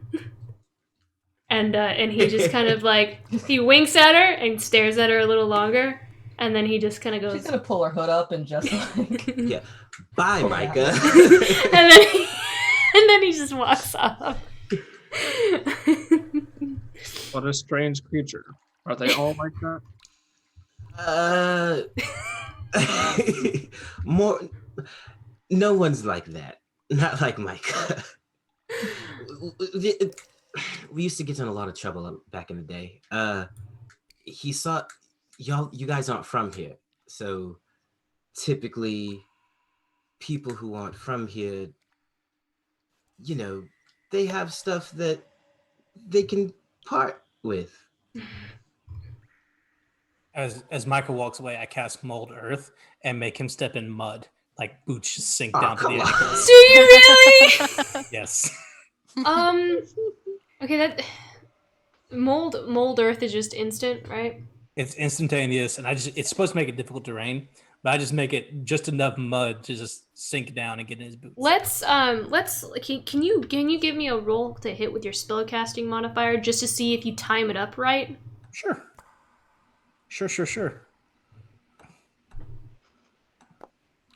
That is a with my spellcasting modifier. Mm-hmm. That is a straight 17.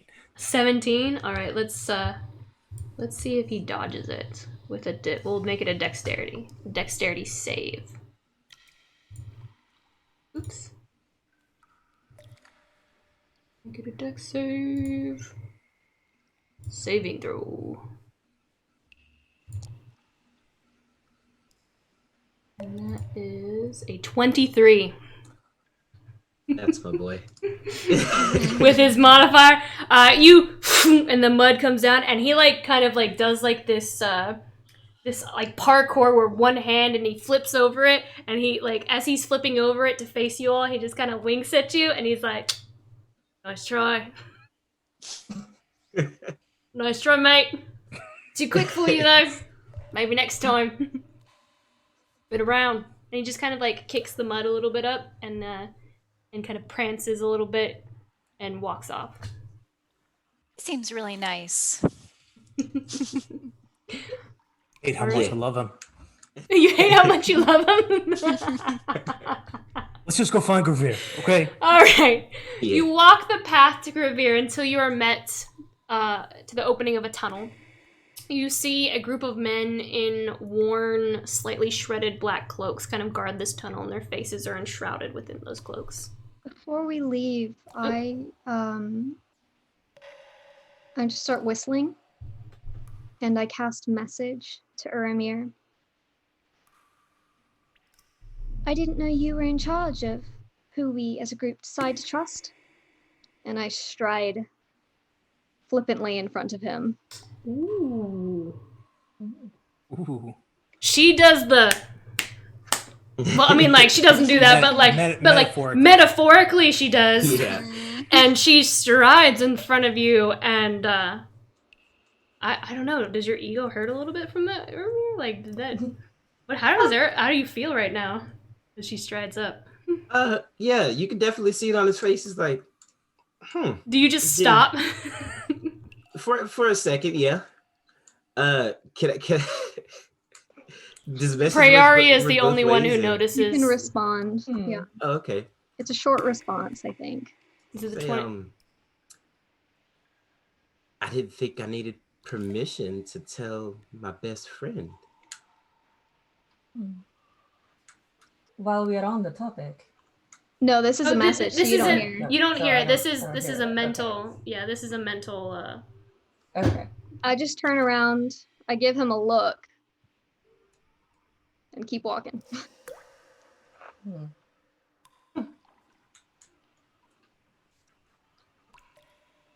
So this Grevir guy. Hang on. Something you want to say, Lorelai? He'll say that out loud. Something you want to say, Lorelai? You decided not to trust the Sparrowhawks. And I have 1,000 gold on my head.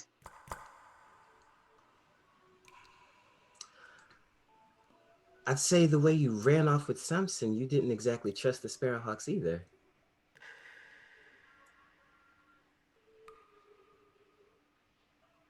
I have my reasons, and I don't trust you enough to tell you why.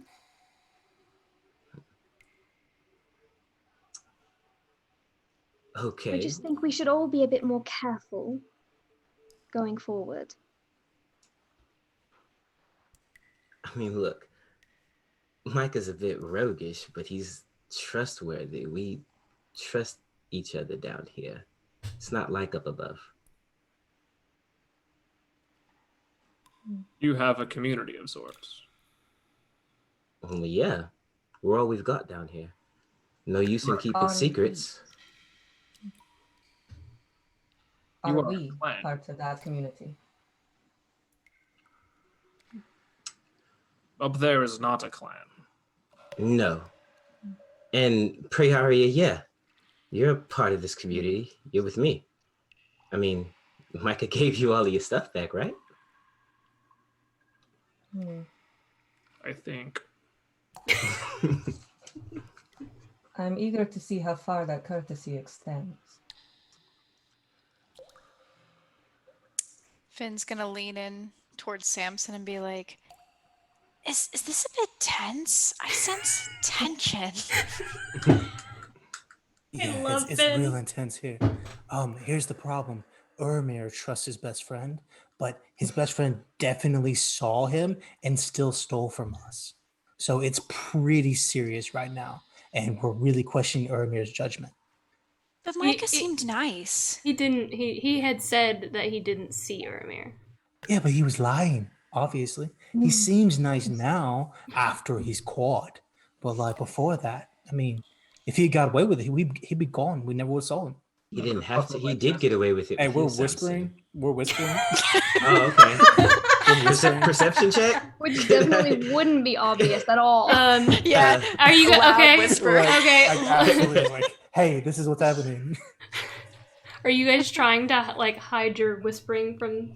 I am. Okay. It's not very. Roll. He's roll. like, they're really tense. Roll a slide of stealth. Roll stealth, please, both of you. Say, is I mean, I was Finn's. gonna say 11. okay. I was gonna say Finn's not really trying to be cool. I mean, he's just unaware. And Lorelai, Hmm? you're trying to whisper stealthily as well, right? No. Yeah, me and Lorelai were just talking. We're Yeah, having it they're- out. Oh, Yeah, okay. we're having it out right here. They're having an active conversation. Um, like Finn and I are talking. Passively, Urimir notices Samson whispering to Finn. He's whispering to you, right, Finn? Mm-hmm. Okay, yeah. Urimir notices you passively whispering. He doesn't hear you because he's focused on Lorelai, but he notices you whispering to Finn. Lorelai notices as well. Roaring Bear notices, and so does Prayaria. Nice. We're very Oh wait, no wait. stealthy. Lorelai doesn't notice actually. I misread that. Lorelai doesn't notice that. Yeah, we're super stealthy. Basically everyone except Lorelai it's hard. noticed. It'd be hard not to notice us. It's Okay. like, yeah, it's real tough right now, Finn. Is Lorelai angry? Like, where did she get that black cloak? Did you buy that, like, when you were out in the town? I think she's flipped it around. It's reversible, you know. Oh, It's really cool. I'll kind of want one. guess. But yeah, they'll get over it. We're about to get out of here. Like, we're probably about to go find Grevir, so hopefully, I mean, the tunnel's right there. They're watching us. That's true. They are watching us. There's like 3 guards. Yeah, you right like now. walked up to you walked up to it. It's like 3 guards right there. Well, no. We'll see. We'll talk to him soon. All right. Does Urimir and Lorelai resolve their conflict, or do they continue to staunch off? Look, you don't have to trust me. I'm not sure. I mean, we did just meet and all. But like I said, I grew up with Micah. I grew up here. This is my home. I trust everyone here. I have a lot more reason to trust them than anyone in this group yet.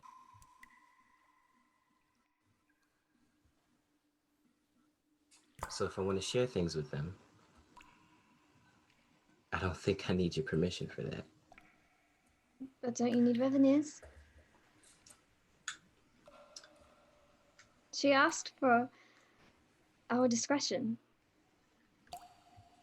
Yeah, mate. Do you wanna help this town? You wanna help the Undercity, or you wanna blow it by telling your friend? And you don't know who's listening. It may not be your friend, but it may be someone waiting around the corner. It may be someone peeking outside the window at your friend's house. You just don't understand. It's not like that down here. Well, let's find out. She turns around and goes in. Well, they're guards. They're not going to be like, oh yeah, come into the casino or something. No. So I think because it is 9:30, that's our halftime point. I think this is a good time for our break, where everyone can use the restroom and we can announce the winner of our first giveaway. So let me go into chat here. Yeah. Let me go into our chat here and let's pick our first giveaway winner. Thank you, everyone who has entered. So what you're getting now, for those of you who don't remember, is you're getting, we're choosing a winner for the Founders Pin. So we have these really cool, exclusive Founders Pins. We did a giveaway for our patrons. And we had a few extras. Yes. And for all of you who are winning these, we're going to give these away till, we're going to give these away until we're out. But they are super cool little pens that are exclusive and unique, and we're giving those away to you guys until we're out of them. So we signed the back of all of them. Yes, we signed the back. And I'm actually gonna open up the entries for just a second. If anyone else has resuming entries for just a moment. If anyone else, this is your last chance. I'm gonna give you exactly maybe 60 seconds. If anyone wants to enter, you can go ahead and enter now. Yeah, make sure you're following the channel. You have to make sure you're following, yes. Follow in the command loot to join the giveaway. Which is !loot to enter. All right. Okay. And then we're going to be doing another one when the break's over. So, yes, we're doing 2 because I was a bad person and I forgot last session. But yeah, so we're gonna pick someone during the break, and then I'm going to launch a second one right as we go into our break, and then I will announce it at the end, at the complete end of our stream. And so 2 winners, 2, count them, 2. All right, get those entries in, yo. I'm about to pick.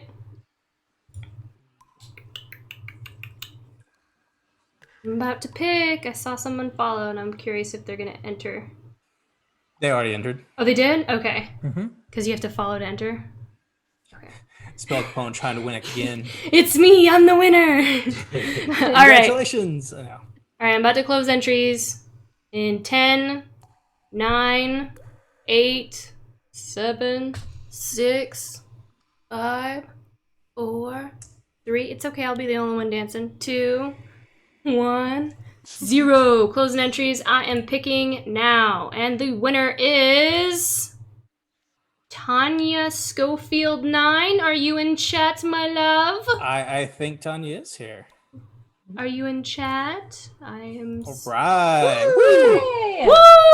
You win! You win, you win, you win, you win, you win. All right. So you are the winner of our first enamel pin. I can hear my echo because I was so loud. You are the winner of our first giveaway this evening. What we'll do, I will send you a message at the end of our stream. Actually, I'll go ahead and... No, I'll send you a message during the break. On how you can redeem your prize, my darling.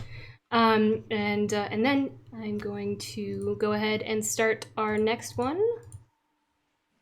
The next giveaway. Congratulations. Yes, congratulations. We hope you enjoy this exclusive limited edition pin. And again, I will send you information during the break. All right, I am launching our second giveaway now. And it is launched. You guys can go ahead and start entering for the second one. And then I will send you that information. All right, guys, we're going to go to break now. We will be back in just un momento. Right.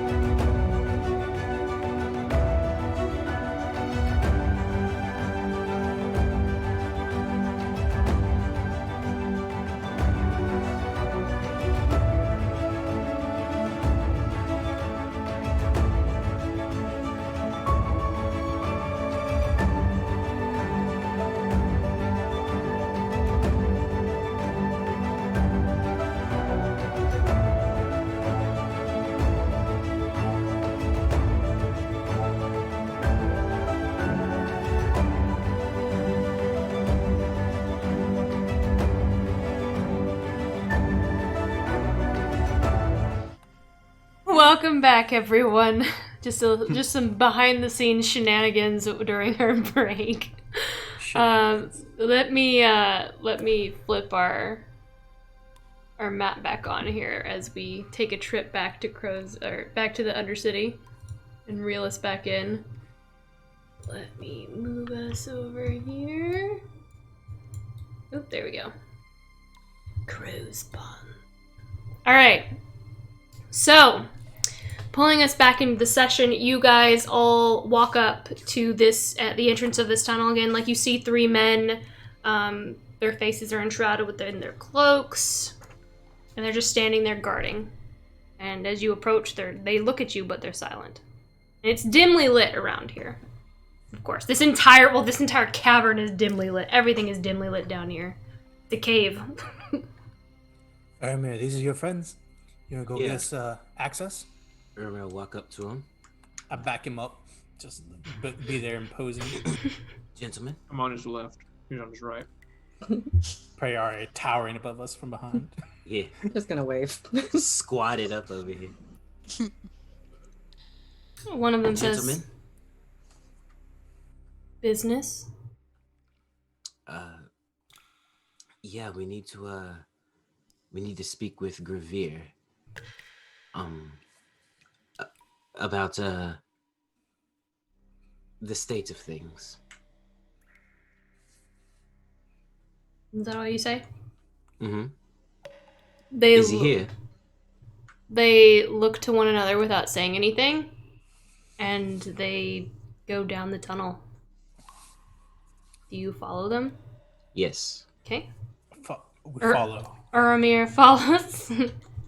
Does the rest of you follow suit? Yeah. Come on, guys. Without missing a beat. I'll bring up the rear. All right. They lead you down a few feet into a dimly lit room. One of the men hold up their hands silently, instructing you all to wait.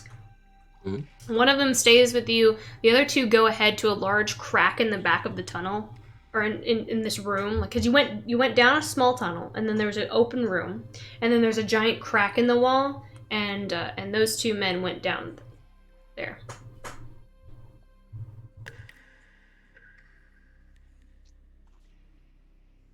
So what's your name? He asked the guard.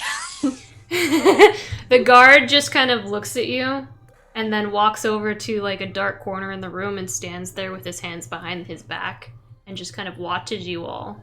Is there light in this space? Oh, like there's some candles, but again, it's dimly lit. I'm just gonna pull out and light a torch. We need a little bit more light in here, I think. You know, let me open. Let's move to a different map, something a little bit more appropriate, I think. Shall we?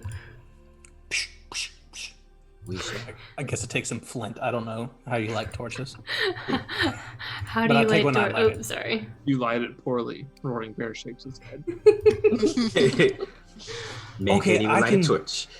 Okay, first of all, Roaring Bear, I don't need this. So this is for your benefit, regular person. Jesus. Let's Because I have dark vision. What's up? I do too. Tieflin. What's up? Tieflin bros. It's still dimly lit, though. You still roll with disadvantage on all perception checks, just so you are aware. But I have a torch now. What's up? so you all just wait here, and it does take some time. Ooh. Go Do ahead I and- do I recognize these guards at all? Like, are they like would I've known them from around the city, or is this like a new thing?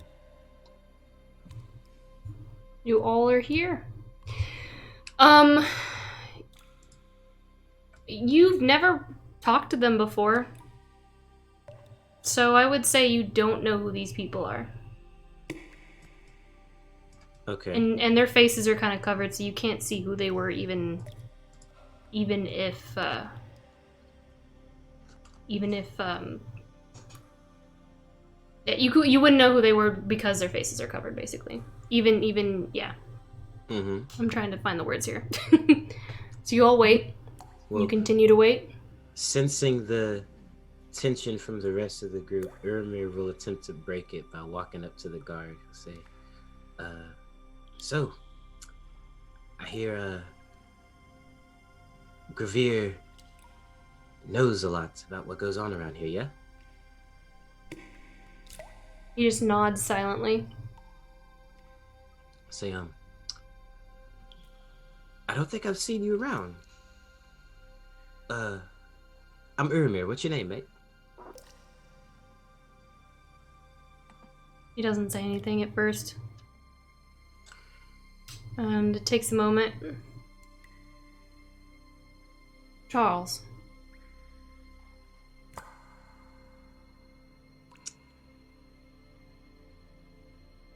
Good to meet you. Am I picking up any sort of a negative vibe off of this guy? Insight check? What are you looking for?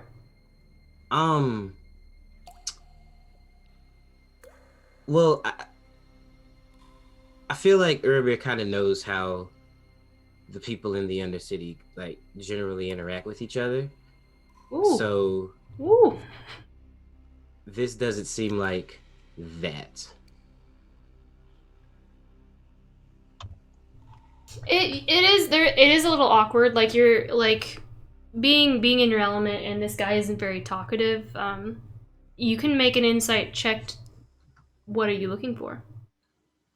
Just to see if something's off, or like what it like.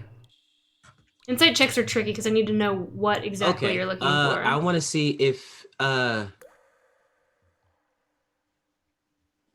he's okay. I want to. He hasn't said much, so. Yeah. Okay, maybe not an insight check. Say You do know Charles. You do know people named Charles.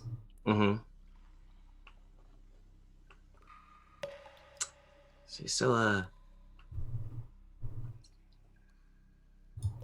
have you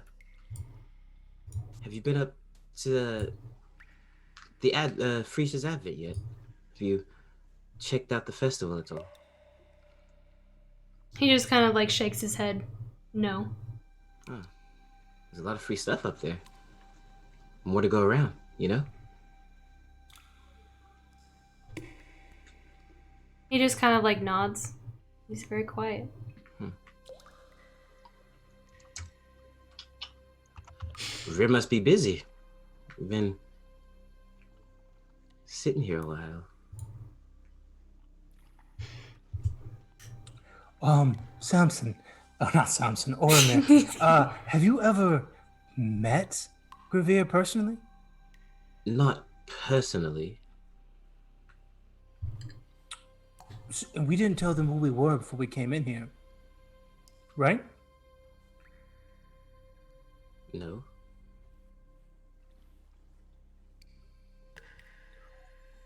Huh. It's fine. Is this how things are just done?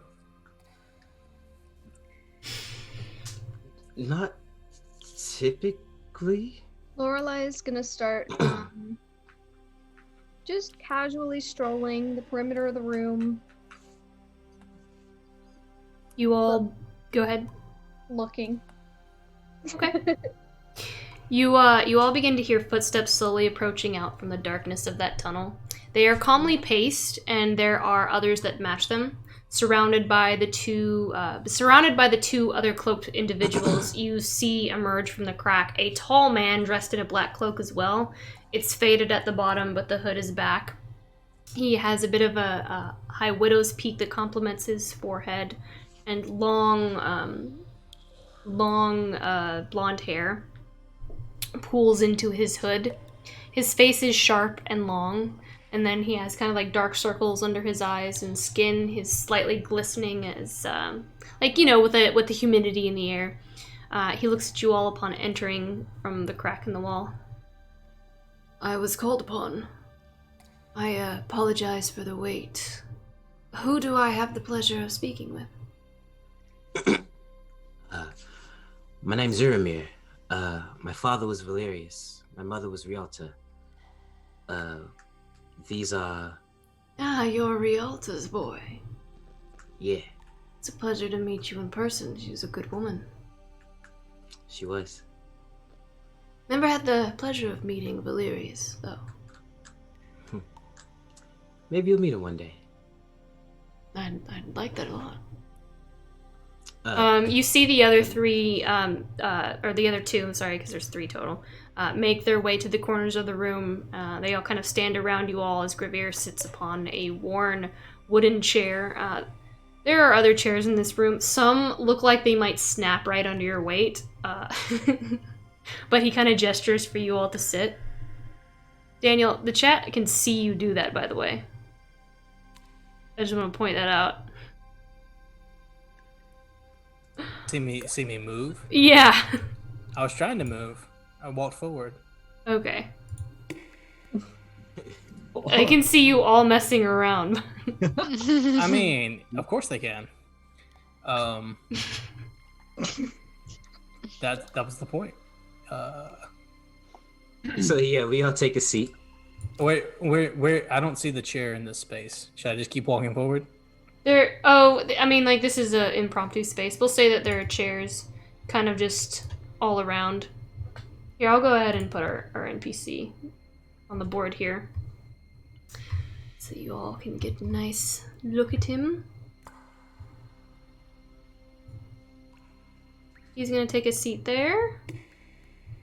Mm-hmm. And then... Is this him? Yeah. Okay. And then we're gonna put some other the other two, or the other two on here. And they're all just gonna kind of stand in various corners of the room. He takes a seat here. You all take a seat. Mm-hmm. Yes. Everyone who takes a seat, please roll a d6. I do not take a seat. You don't take. You don't. I prefer to stand in this very, very probably terrible scenario. I do as well. I don't sit. I said I'd take a seat, so I'm gonna take a seat. You said roll a d6, you said? Yes. Okay. D6. 1. 1. Both of you guys go to take a seat, and as you sit, you hear the wood begin to crack, and it snaps underneath your weight, and you kind of like you fall into the chair, and your legs are just kind of like poking out a little bit. And Embarrassing. Ah! he goes. He sighs a little bit. And he goes, "I do apologize. I don't have the nicest of furniture." I understand. It's okay. Urimir will stand up and he says, I can fix these for you before we go. That would be lovely. Again, I apologize. I didn't mean to embarrass you, and I apologize for the silent treatment of my men. They take their jobs very seriously. I see. But, you all have come to me. Is there something that you wish to speak to me about? Well, I know we haven't met personally, but everyone down here knows who you are. We were hoping you could help us. Help you with what? Before saying anything else, Urimir will just kind of glance at Lorelei and the rest of the party.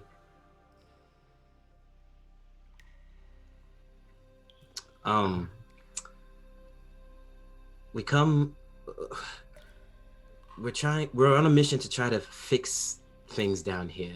We're on a mission from... Then our goals are aligned, as am I. We were sent by Do you have any You were sent information by... about... And I just talk over him. Do you have any information about the food? We've heard that it's getting lost, or what comes from the top isn't going where it's supposed to, and we're wondering if you have any insight on that. We want to help. Well, Grevir, this is an audit from Peregrine himself. We want to make sure that everything is in order down here. an audit from Peregrine. He looks at Urimir. Roll deception with disadvantage.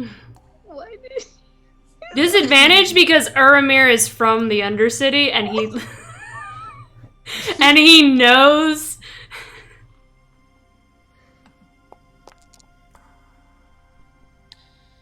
Well, it's a natural 20 and then a 9, No! Oh, wow.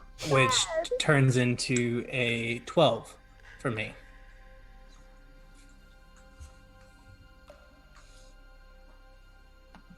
I mean, not him, but us. Yeah, no. Listen.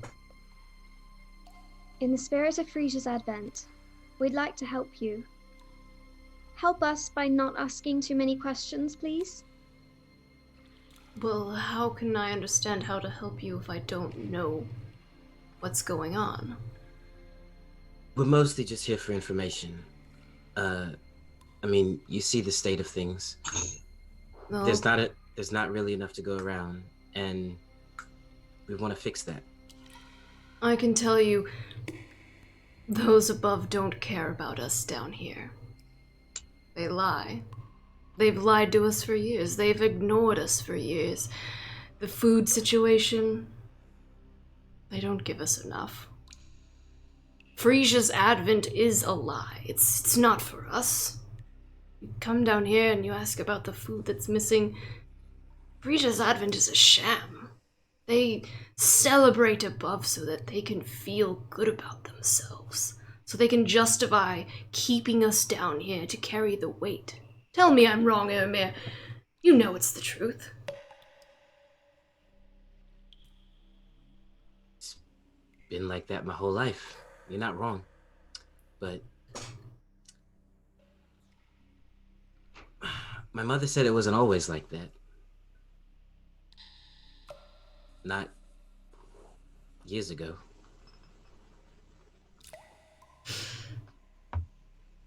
It wasn't always like this.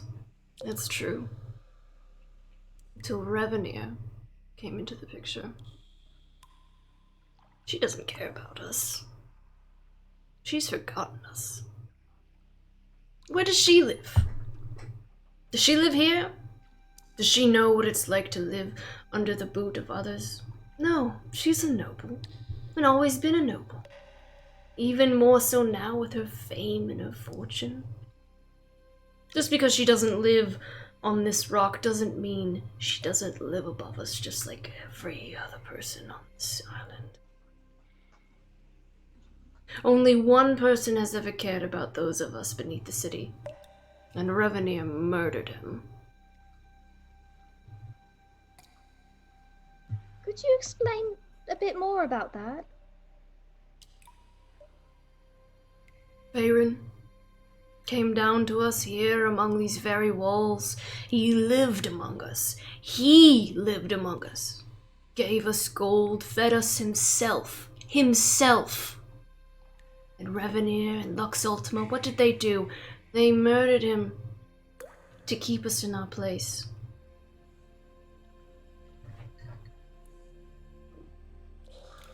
Do I recall this story?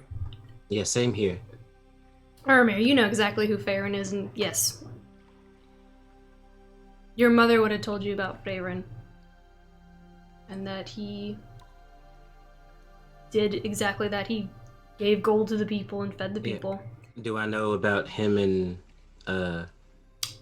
being murdered and all that? Samson and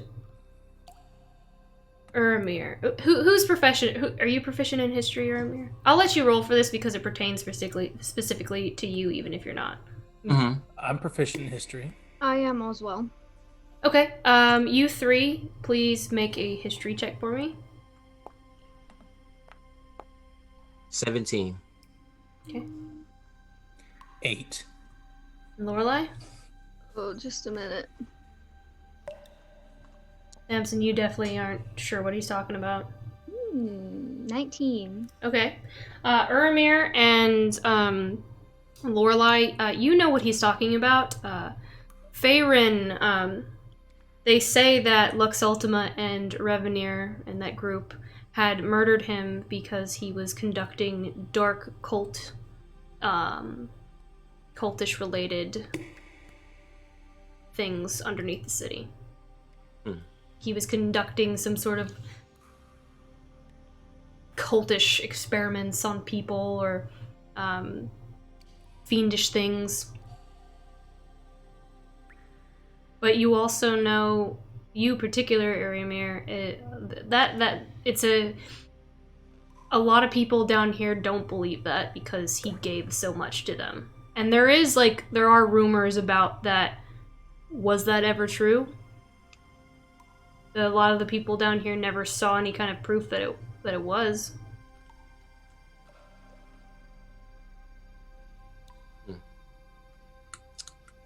What do you know about those that are hungrier than the others?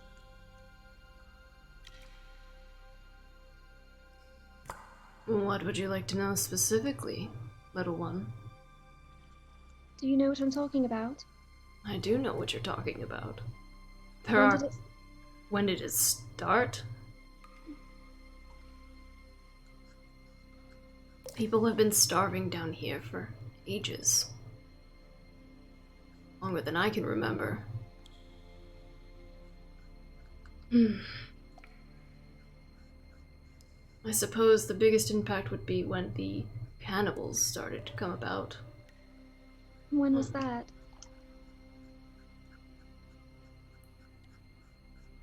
Maybe 5 years. Do I know what the timeline was for Faerun and Revenir? You would. Okay. You rolled pretty darn high. That happened, geez, 40-ish years ago, roughly, like without looking at my own timeline, and I don't want to detract from the stream here by looking that up, but roughly, between 40 and 50 years. It was a while ago. It was a long while ago. Possibly even longer than that, but it was a long time ago. Okay.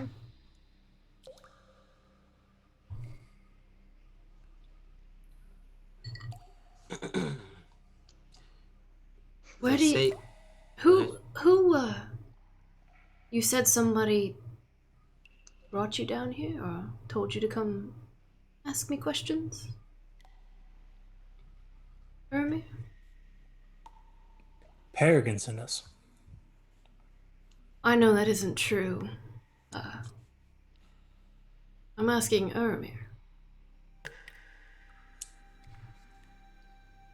Someone who I believe wants to help. Well, then we should be put in contact with them, don't you think?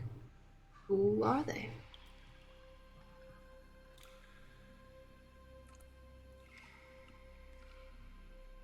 Grevir, I really wish I could tell you. Well, I would love to meet them. Perhaps we could work out some sort of agreement. Some sort of team partnership. Well, that's the end goal. But you know how things are between us and them. They don't trust us. So we it's don't trust them. Someone from above. Yes. I've spoken to them. And I feel as though they're genuine. They're not like the others up there. They don't... they seem like they cared. And they didn't ask for anything in return. Seems pretty hard to believe, Well, considering you'd think that individual would come down here and speak to someone like me. And he just kind of like sits back a little bit in his chair, and his chair creaks like under the strain as it is old and worn. so that's why they've sent us. This group that I'm with, you could tell they're not from Cambria, but I believe that they want to help as well. And how can I help them if I don't know who they are? What do you need from me? Just to answer your questions.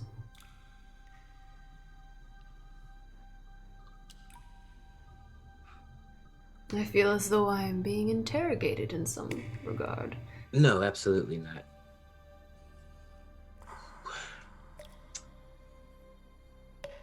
Forgive us, it is just that we don't know much. In fact, I have wondered since I have gotten here. You say they do this to keep you in your place down here. Indeed. Why is this your place?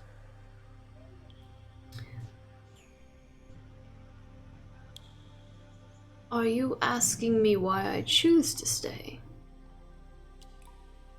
Why is it that you are apart?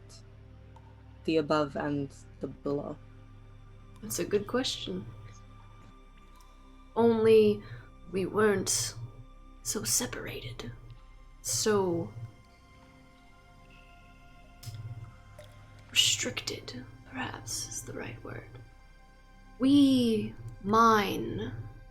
We are the wheels, the cog that run this great city. The gems, ore that build the buildings here.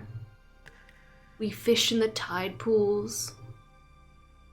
We are employed by every individual above, and yet our wages and our livelihoods and it's all kept in check somehow.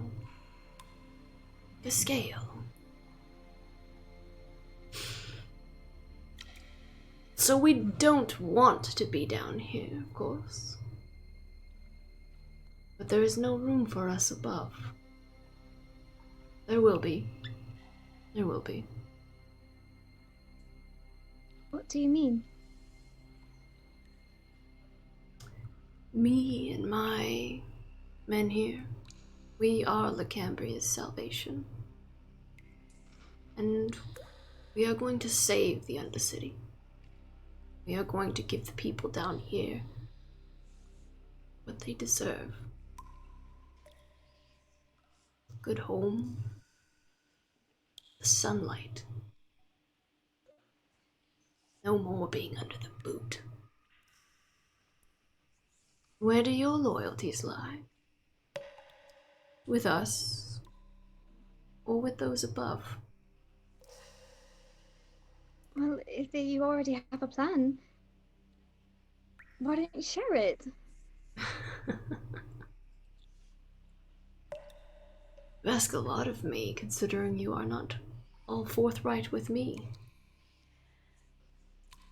If you plan to join the people on the surface, then won't you have to integrate with them? Won't you have to, like, get along and join sides with them eventually? You could say that.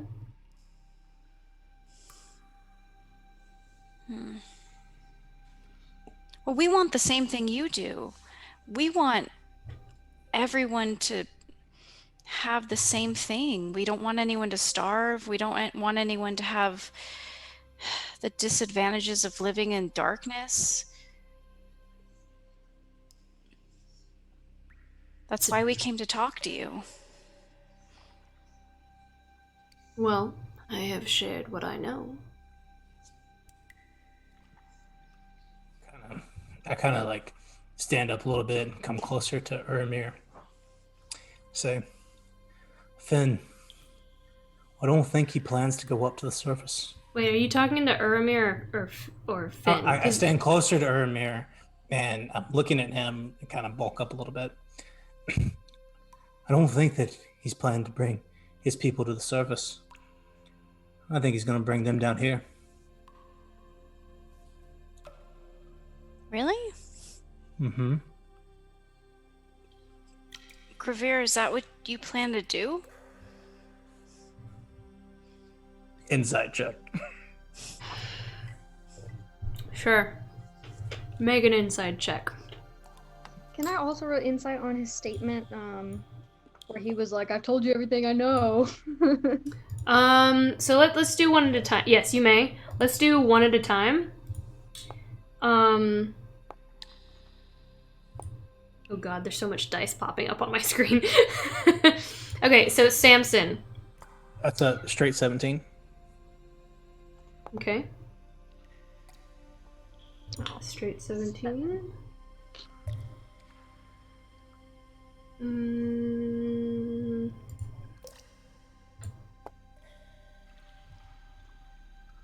Okay.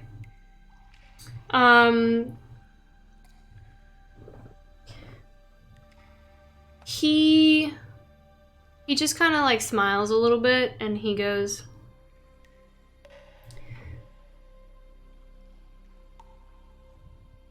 "Our plans are like the wind. They tend to change from time to time." But you get the sense that no, that's not what he plans to do.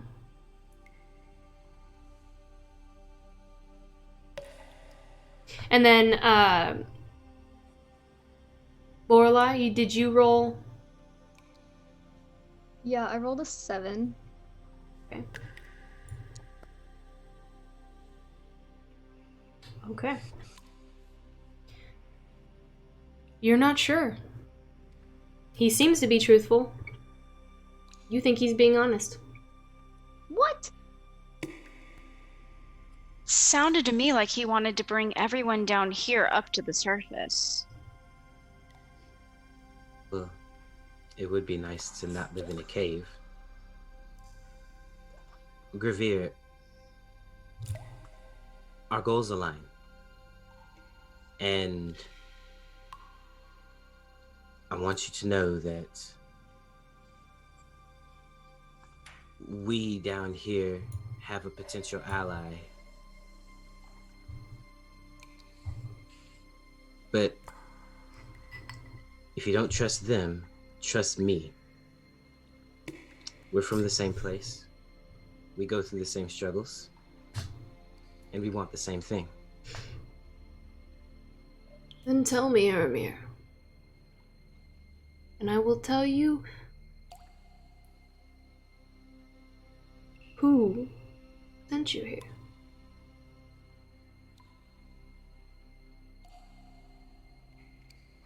It's alright, Urimir.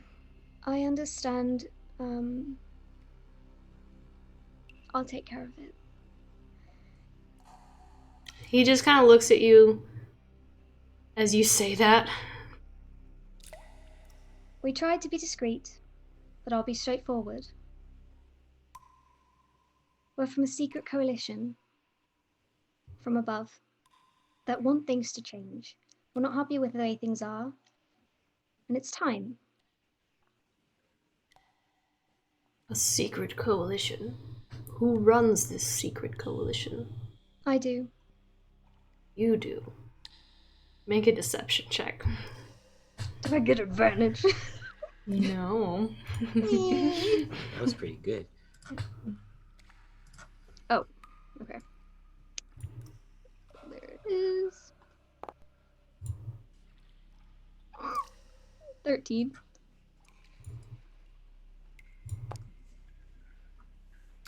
That's a nat 20 on his part. No! That is a nat 20 on his part. But it was good! It was. Y'all see that on there. It's a nat 20.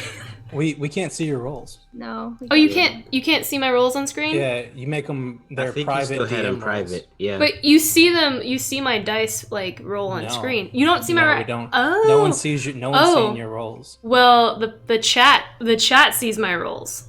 They just believe you. We do too. They just believe me. I guess. we do too, but like we can't see your rolls. Oh, well, that's good to know. I thought you guys saw my rolls. He. Shoot. Oh, Dylan says they do. I don't see them. Yeah, I know that they see him. I don't know if they saw the 20 because it was down in the corner, but it was a nat 20. The only thing is they don't know what the modifier is. So he just kind of like leans in and puts his hands together like this. Oh, wonderful. Perhaps we'll speak another time. Unless you have any other questions for me. Finn's going to lean forward to like Urimir and be like, just trying to whisper, being like, guys, we already lied to the Sparrowhawks, and that didn't go well for us. Maybe we should trust him. Urimir, didn't you say we should trust him? He'll nod, yeah. But only if we're all on the same page with that.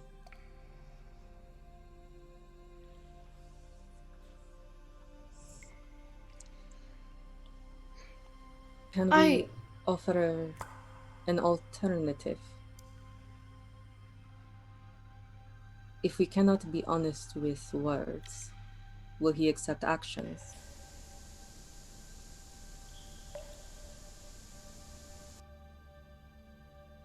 What do you have in mind? Well, the people above who lie. What if we find them? Does he know where we could look? That is the plan. I shoot my eyes at Grevir. He's staring at you, Lorelai, and he's just like he's like very seriously looking at you and like straight faced. And I think with that nat 20, you know he knows that you lied. Grevir, we came to you today to hoping that you would know where we could find the people or lead us to someone who does, that's keeping us from our share of Frisia's advent. If it hasn't always been this way, if it truly is what it claims to be, a festival for all of the citizens of Lacambria, above and below, then something must have changed between now and then. We would like to find the people responsible and bring them to justice. Who's keeping you from your share? I'd like to know that as well. I think it's someone on the council member. Or on the council. Perhaps even Revenir Thorn herself, as she is very well known of lying. But I also suspect Prick. He has been dabbling in things, and perhaps he has been stealing things in order to satiate his curiosity.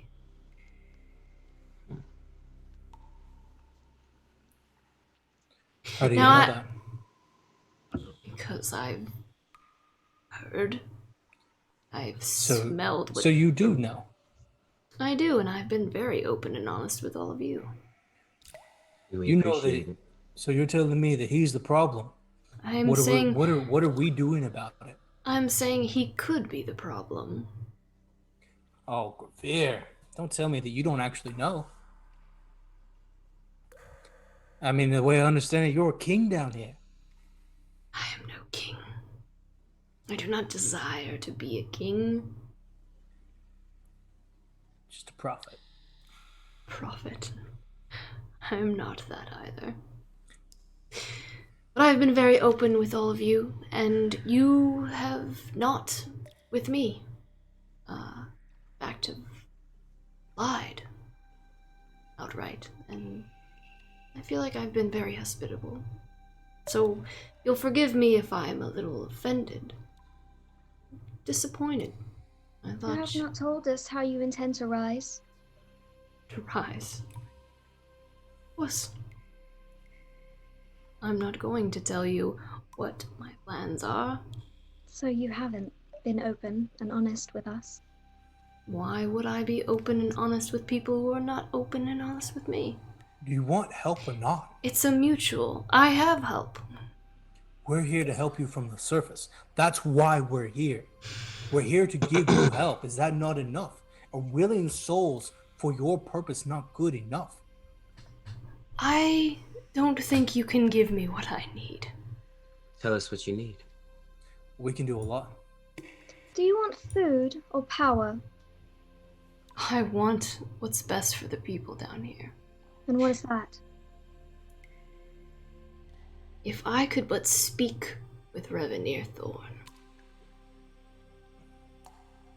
Ask and talk to her directly. I know she'll be honest with me. Perhaps. Perhaps not. But I would like to meet with her directly. I've heard rumors and lies, and I want to know from her lips. I need to hear it from her. I do believe she is a liar. But perhaps that is too rash of me. I think speaking with her directly may be the answer. I'll exchange looks with the party. Yeah, same here. Gauge what everyone's thinking. Like, I probably just turned all the way around. Yeah. She has a lot of power in this city. In some ways more than the council. If there are things that can get done, she could do it. Regardless of how I feel about her. And I would like to speak with her directly. But there's no... It's outrageous to think that you all could do such a thing. We could make that happen.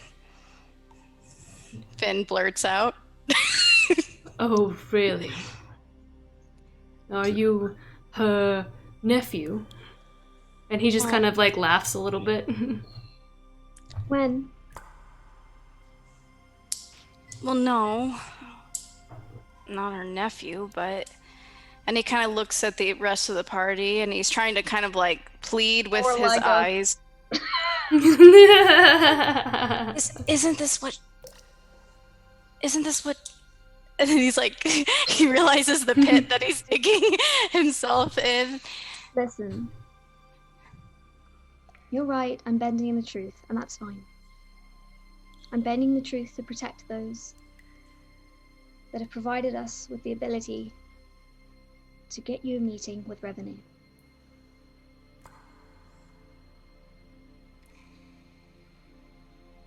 What are you saying? Would you like to talk to her? I would indeed, but she wouldn't dare speak with someone so lowly as ourselves. I think she would. I think she would want that. A private meeting from the Grace herself. How would you know this? Or are you just trying to patronize me? No. It's just... The allies I spoke of earlier, Revenir Thorn. they know where she is. So a meeting is not out of the question. They know where she is staying? In the city? Well, she's always here during Frisia's advent. They know where she's staying? They could arrange a meeting? A private meeting between myself and her? Yes. Oh, this is quite a change in scenery.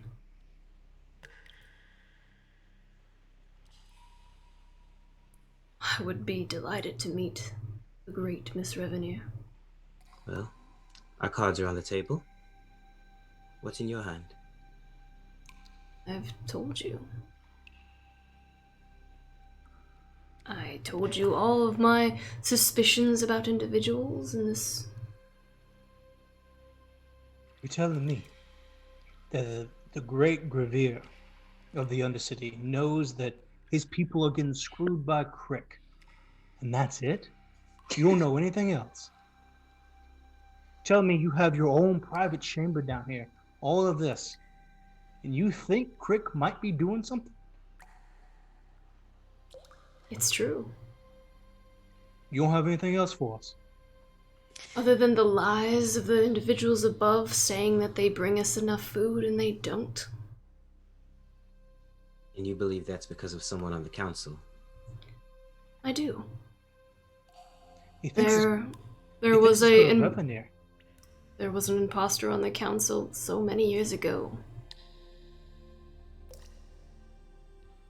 This man hasn't believed a word we've said since we got in here.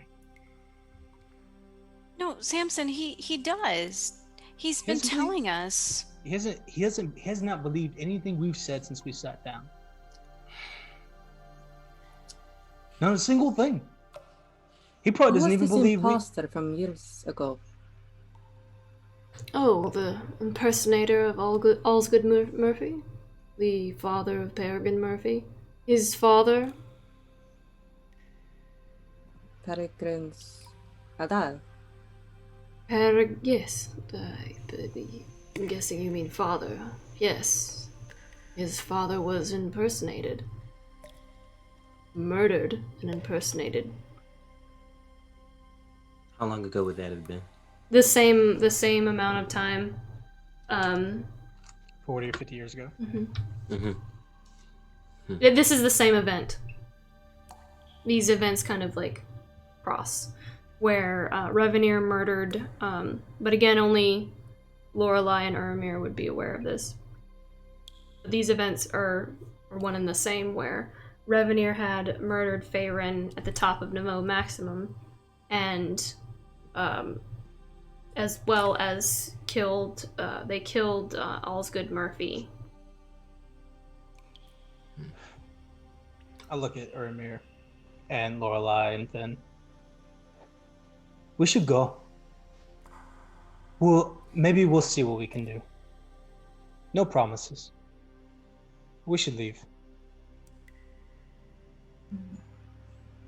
If you so wish to leave, there's nothing keeping you here. Urimir stands up. He has a look of disappointment on his face. He says, Grevir, I understand. You have to keep in mind that the majority of what I do down here isn't just espionage. I provide food for the people. I go out and help the elderly who can't fix the leaks in the roof. I am the heartbeat of this city, as well as the men that follow me. Our daily lives are dedicated towards helping what little we can. So don't judge me too harshly when my priorities are more the people, and my resources are very limited. All that I am, I devote to them. So I apologize if I'm not doing enough espionage. Like I said, My resources are limited.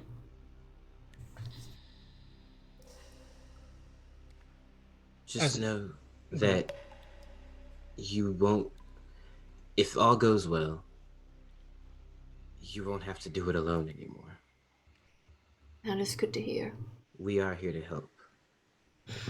I hope you can find an answer to this situation. For all of our sakes. He'll look around at the rest of the party. Well, I start to lead everybody out. thank you for your time, Grevir. And he just kind of bows his head, and the rest of his men, like, they stay with him, and two of his men begin to make their way up behind you and following you out, and then standing at the entrance once more as you all begin to, I'm guess, you're walking far away from the tunnel. Mm-hmm. Yeah. Okay. And just gonna say thank you and follow his party out. Phil, Are we far enough away from them now? yeah, If you'd like to get far enough away from the individuals that are guarding the... I'm gonna check to make sure no one's following us. Before we left, Roaring Bear wasn't paying a whole lot of attention to the talking. It was too much talking. He was looking around the room. Did you see anything of note? You're just kind of waltzing around the room? Yep. I kind of want to see where they came from, you know. They came from a massive crack in the wall. Yeah, if I can get that crack and see into it, I would like to. Okay, go ahead and make an investigation check for me. Don't roll the actual die. Roll the d20 on the thing.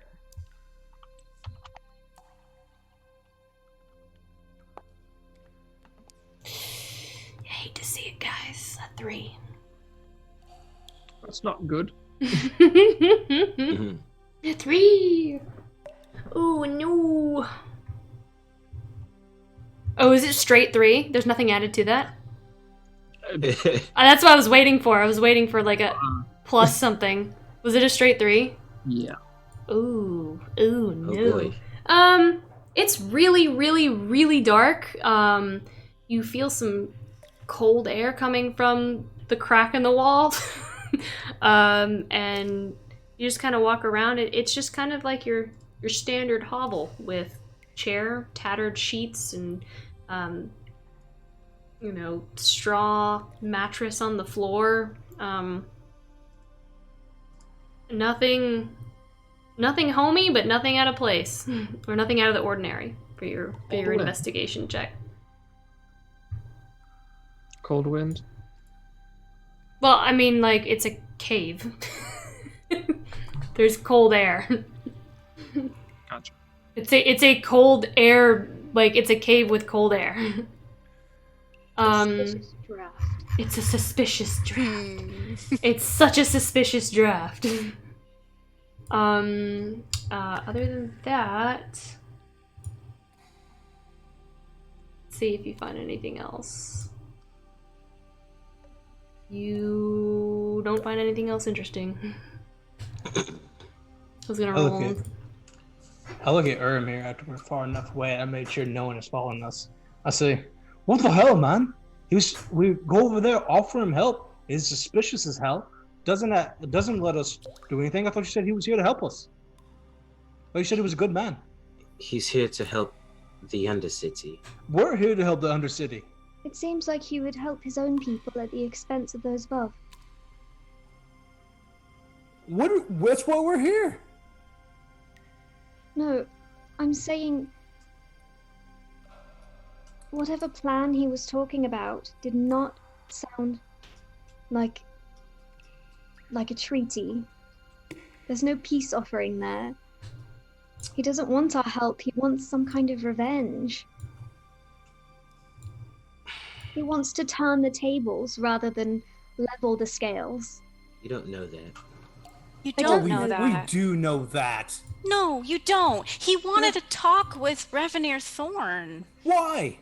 Because she's the one in charge of the city. Of course he'd want to talk to her. I don't understand. You just think we should walk around and lie and everyone will just tell us all the information? We haven't been honest to anybody. And you just expect them to spill everything to us? He did give us information. He gave us his suspicions about Crick. And, I mean, what did we give him? A whole lot of nothing. Came down here offering him help. Offering him help how? We have nothing to back it up. He doesn't even know us. The only person he knows is Urimir. Why should he trust us? Finn's right. I wanted to be honest with him, but I mean, he kind of reminded me of Urimir, right? Like, Urimir didn't trust the Sparrowhawks. And, I mean, maybe that's a thing down here, and maybe there's a reason for it. I didn't even know Revenir murdered somebody. Did anyone else here know that? Do I remember now? Yeah. Or you don't know all the details, but you've heard that before. I would say you've heard of it, but you don't know the details of it, like Urimir and Lorelei do. there's rumors on both sides.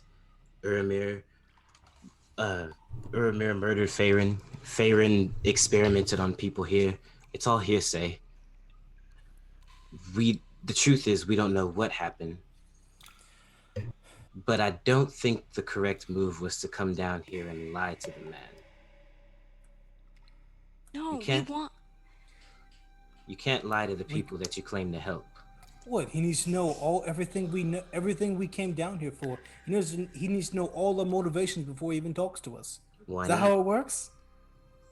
He needs to know what we stand for and who's sending us. Because who's sending us could be somebody that's trying to hurt him. I mean, that's what he might think. A man doesn't want help. Roingbear has been brow furrowed, arms crossed for a really, really long time. No, Finn, you're right. When Urimir was dishonest, we missed out on information. When Samson and I were dishonest, we missed out on more information. It's not our responsibility for how the other party reacts, and it's not our place to assume what they're going to say. You're right. I think if Grevir is the voice down here, which is what we've heard so far, Revenir Thorn would want to talk to him, right? She wants to talk to the person who represents this place. Then That's why what- did she need us? At any point, she could have come down here, and she did not. What do you think would have happened to her if she came down here, Prayaria? Nothing good. And there's no way. She is a powerful woman. I mean, yeah, there's nothing. Yeah, good but to her goal but- could isn't have to sent- fight. That's why she sent us. And no She one could down have sent here. anyone to request him specifically. She told us nothing, only to find these people. And what, she just trusted that we would invite him up to have a conversation with her. You know what? It all seems too... You know what? Let's find out if he's telling the truth. Let's go talk to Crick. Crick's bad. Then Grevir's a good guy. And we can be honest with him. But outside of that, I mean, man gave us nothing. Let's go talk to Crick. If Crick is telling the truth, then I trust. If Crick is dirty, then I can trust Grevir. But how are we going to know if Crick's lying? What if everyone's lying? Let's go find out. If Crick's good, I Crick's agree. bad. I agree. We should go talk to Crick, but I think we all need to be on the same page about how we're going to handle this one. We were told by Revenir. If our loyalty is to Revenir, she told us not to tell anyone. Discretion was at the utmost priority. And if we break that trust, I for one trust Revenir over whoever Grevir or Crick is. My loyalty's to the Undercity. If Revenir says that she can help, we should be on it. We should be honest with the people down here. I want you to ask yourself, Urimir. Revenir came to help now. All these others, Crick, Grevir, whoever, they haven't done anything yet. They haven't done anything in years. They also don't have the power or the reach that Revenir And Revenir does. Priori's right. If she has such reach, why didn't she come down here? She Feyrin sent did. us. But She sent Feyrin us came to do down that. himself. Feyrin came down and fed them and shook their hands and talked to them. Feyrin Why didn't was- she? Feyrin was rumored to be murdered for cultist activity. Well, she was rumored to have killed him for other reasons, so what are we to believe? The reason that she's collected us is because there's so much that the other side thinks about the other. There are so many premonitions. And we're anonymous faces in the middle. It's our job to get past that. And we're failing. Where I come from, we have two sayings. The first, at the mouth that moves the fastest, the feet move the slowest. The second, the hand that gives freest is the one to be most mistrusted. It is time for us to do something. We can stand, we can talk, we can debate. We don't have the answers. Our talking is getting nowhere. We need to go to Crit. We need to get more. Let's prove Crick's a bad guy and that Grevir can be trusted, and then we'll set a meeting. I think that Lorelai is right, though. I think we should remain neutral. Don't go in with we can go in with the knowledge of what we've heard, but don't go in assuming that Crick is going to be bad. Don't go looking for evidence so that way it proves our point. If it happens, it happens.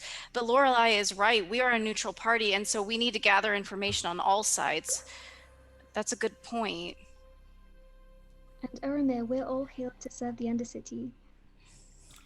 We're all just, well, we can't be just as devoted to it as you because we don't have the experience that you have. But none of us can imagine, and we don't want that for your people. And we don't want to see your people and their people. We want to see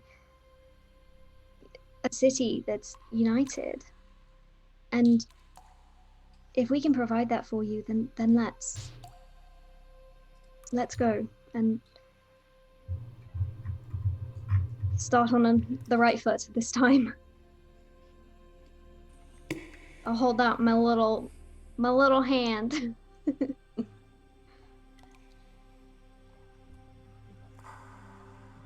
Trust is a funny thing, but the decision for us to trust each other is a good start. He'll shake your hand.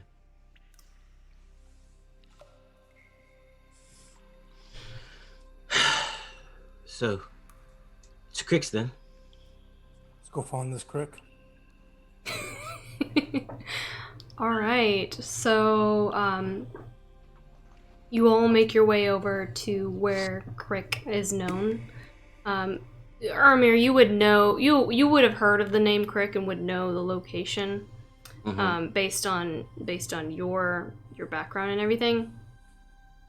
Is this the first time hearing about these allegations that Grevir has told us about? What you're gonna have to be specific. Like him being a part of the reason why things are the way that they are. I know like Crick's like a weirdo. There are rumors. Okay. Like there are rumors that he could be a part of it. There are rumors that, like I said before, that I had told you, there are rumors that people are taking more than their share, which is causing like fights in between people in the Undercity. There are a lot of rumors around it, but yes, he is one of them, and people think that he might be the reason why. Okay. So I ask Urimir. So, Urimir, What's your plan? What are you going to say to him when we get there?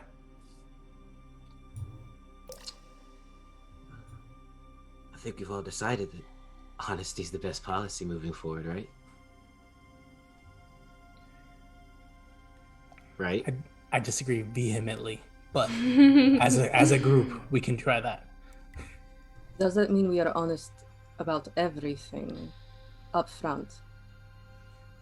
Yeah, Crick, we heard you're dirty. You want to tell us if that's true or not?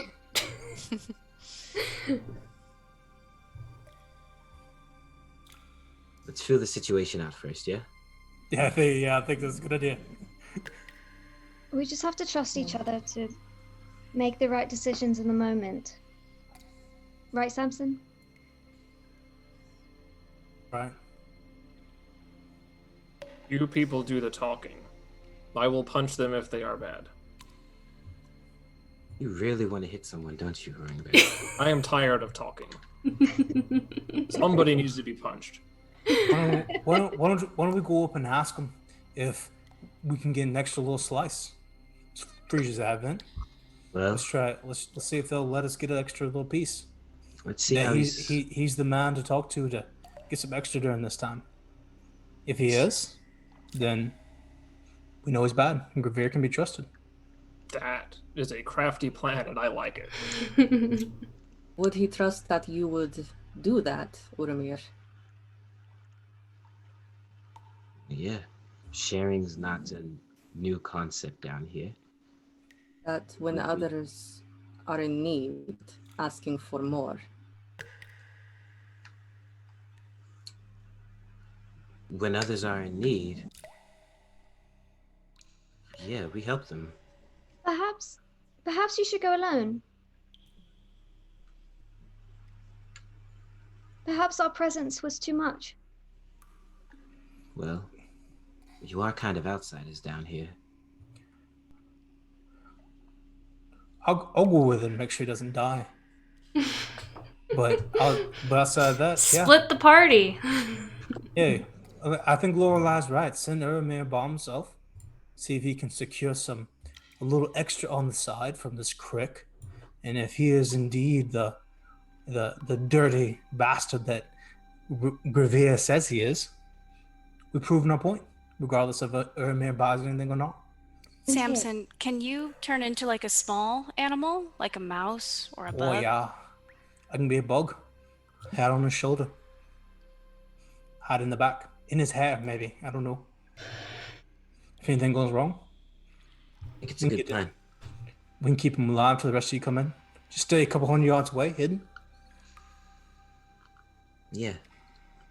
Lorelai, do that messenger thing you did earlier. And I'll let you guys know if things start to go south. Look forward to it. I'm sure you do, RB. All right.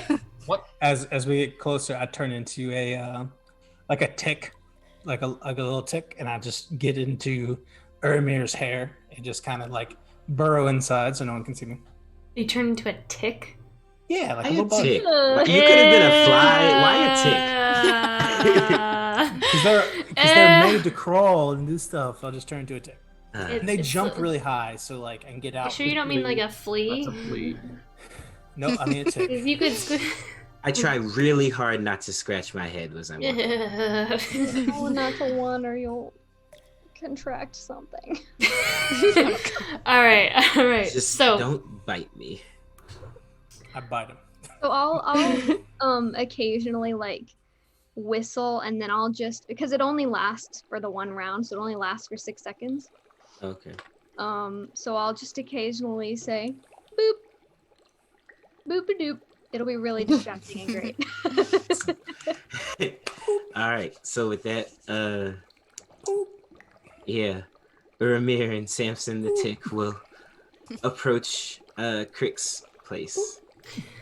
So you all walk to this hovel that kind of stands off by itself within the Undercity. Even those of you who aren't going to enter, or who have decided to stay behind, Your eyes all begin to water as you smell a mixture of rot and bodily fluids kind of permeating out from the walls of this hovel. Even Snonk is like burying his head against the smell in your arms.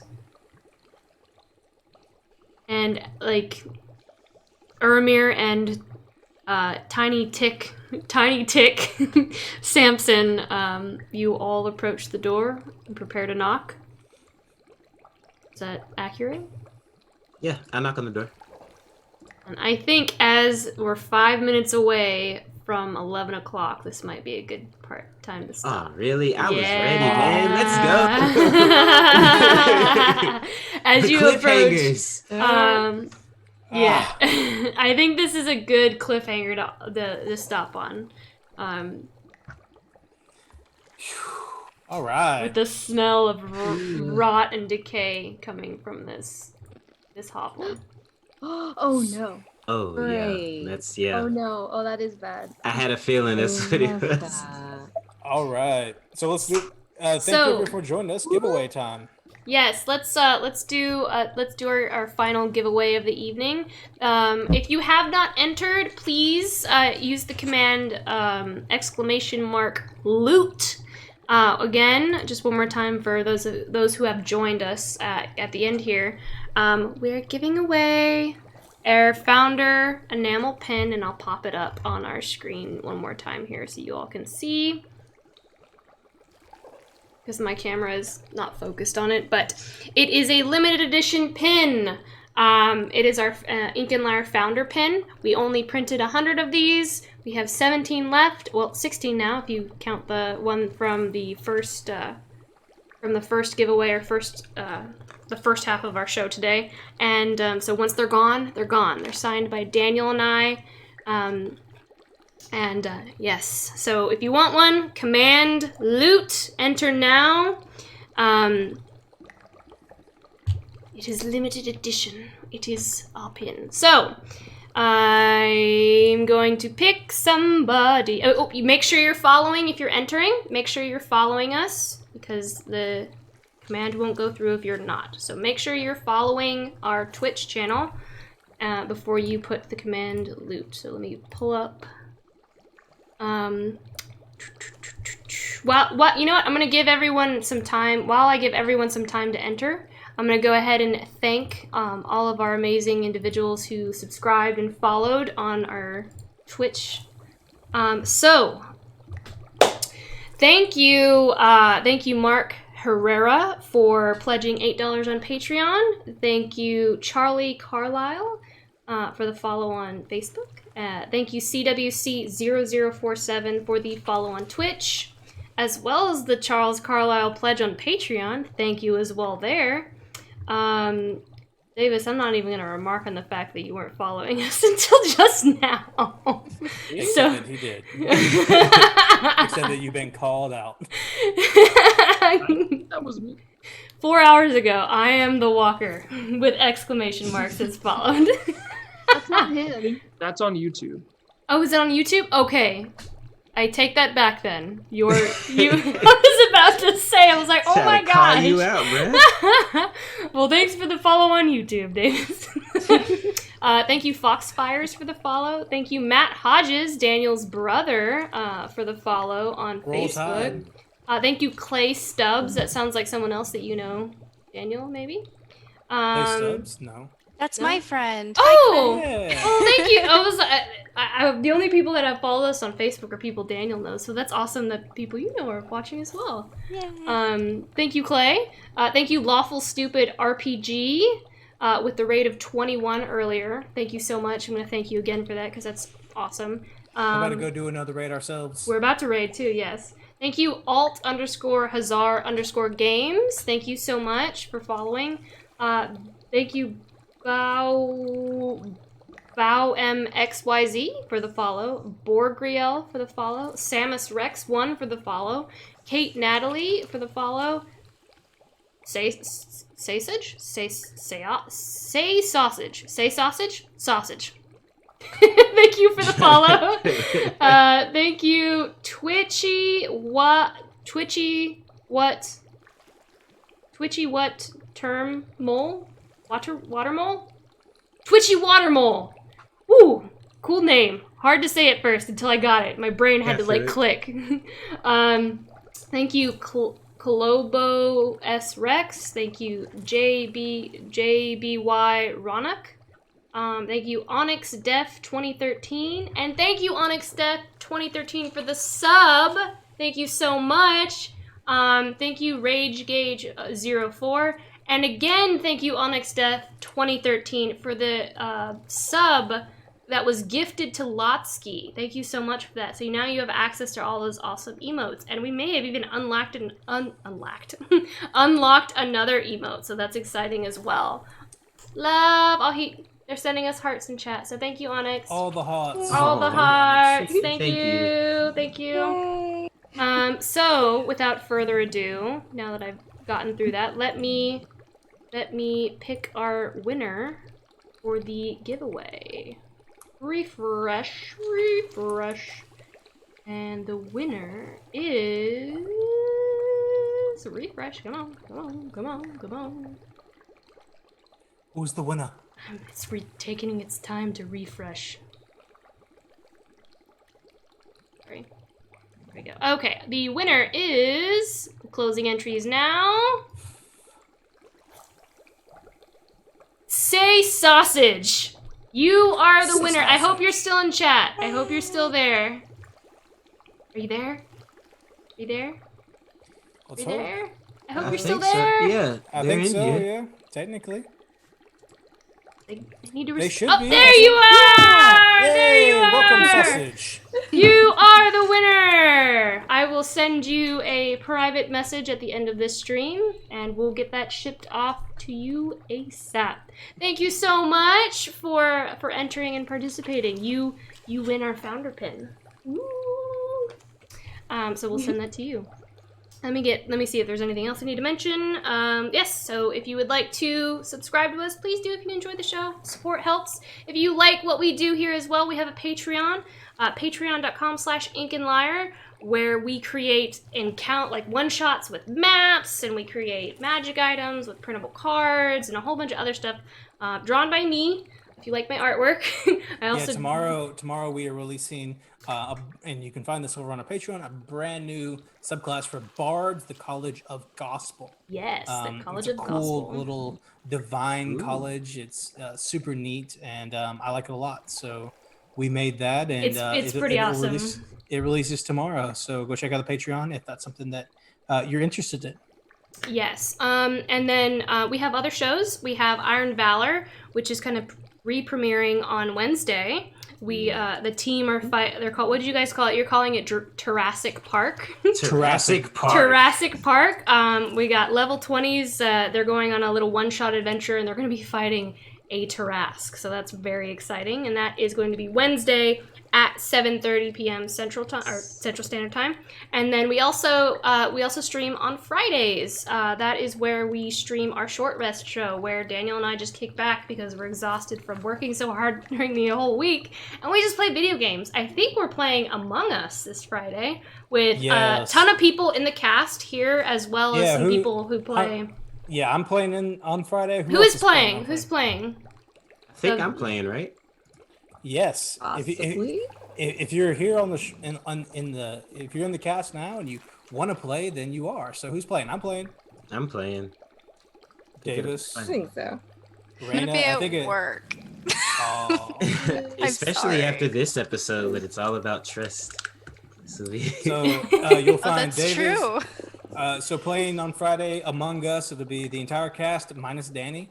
Dylan from Iron Valor is going to be playing with us, and I think James will as well. But I'll have to talk to him. So we'll have a pretty good squad there. Yeah, we'll have a variety of cast members from both shows. So it's going to be very exciting. We hope that you'll join us for that, as well as our Iron Valor episode with Jurassic Park. Oh yeah, a full level 20 party versus a Tarrasque. You want to see what Roaring Bear looks like at 20th level? True. So as we wrap this up, we're about to go do a raid. Who are we raiding? Over to Blackwater D&D. Cool little stream. I sent it to you in Facebook. Okay, let me pull it up. Cool little stream. We've watched them before. They're currently in a long-term campaign. Looks like they've got some high-level characters. You can see them. We've watched them before. Really cool little production. We're following them, so if you will, as we go over there, you can check them out after our stream. And yeah, they're super little cool. Show them some love. Let them know that Ink and Lyre sent you, and just show them what you're all about. Give them a follow if you can. Give them some huzzah mugs. Yeah, all that fun stuff, all those things. It's a big part of what we do here, and these all of us small creators. As you saw, we got a raid this evening. We got a raid on every stream we've done that with Fate's End. So give them a follow. Thank you for showing up. Yeah, showing up just to roast us. Yeah, Bionic Wolf. Oh man. All right, you guys ready to raid Blackwater D&D?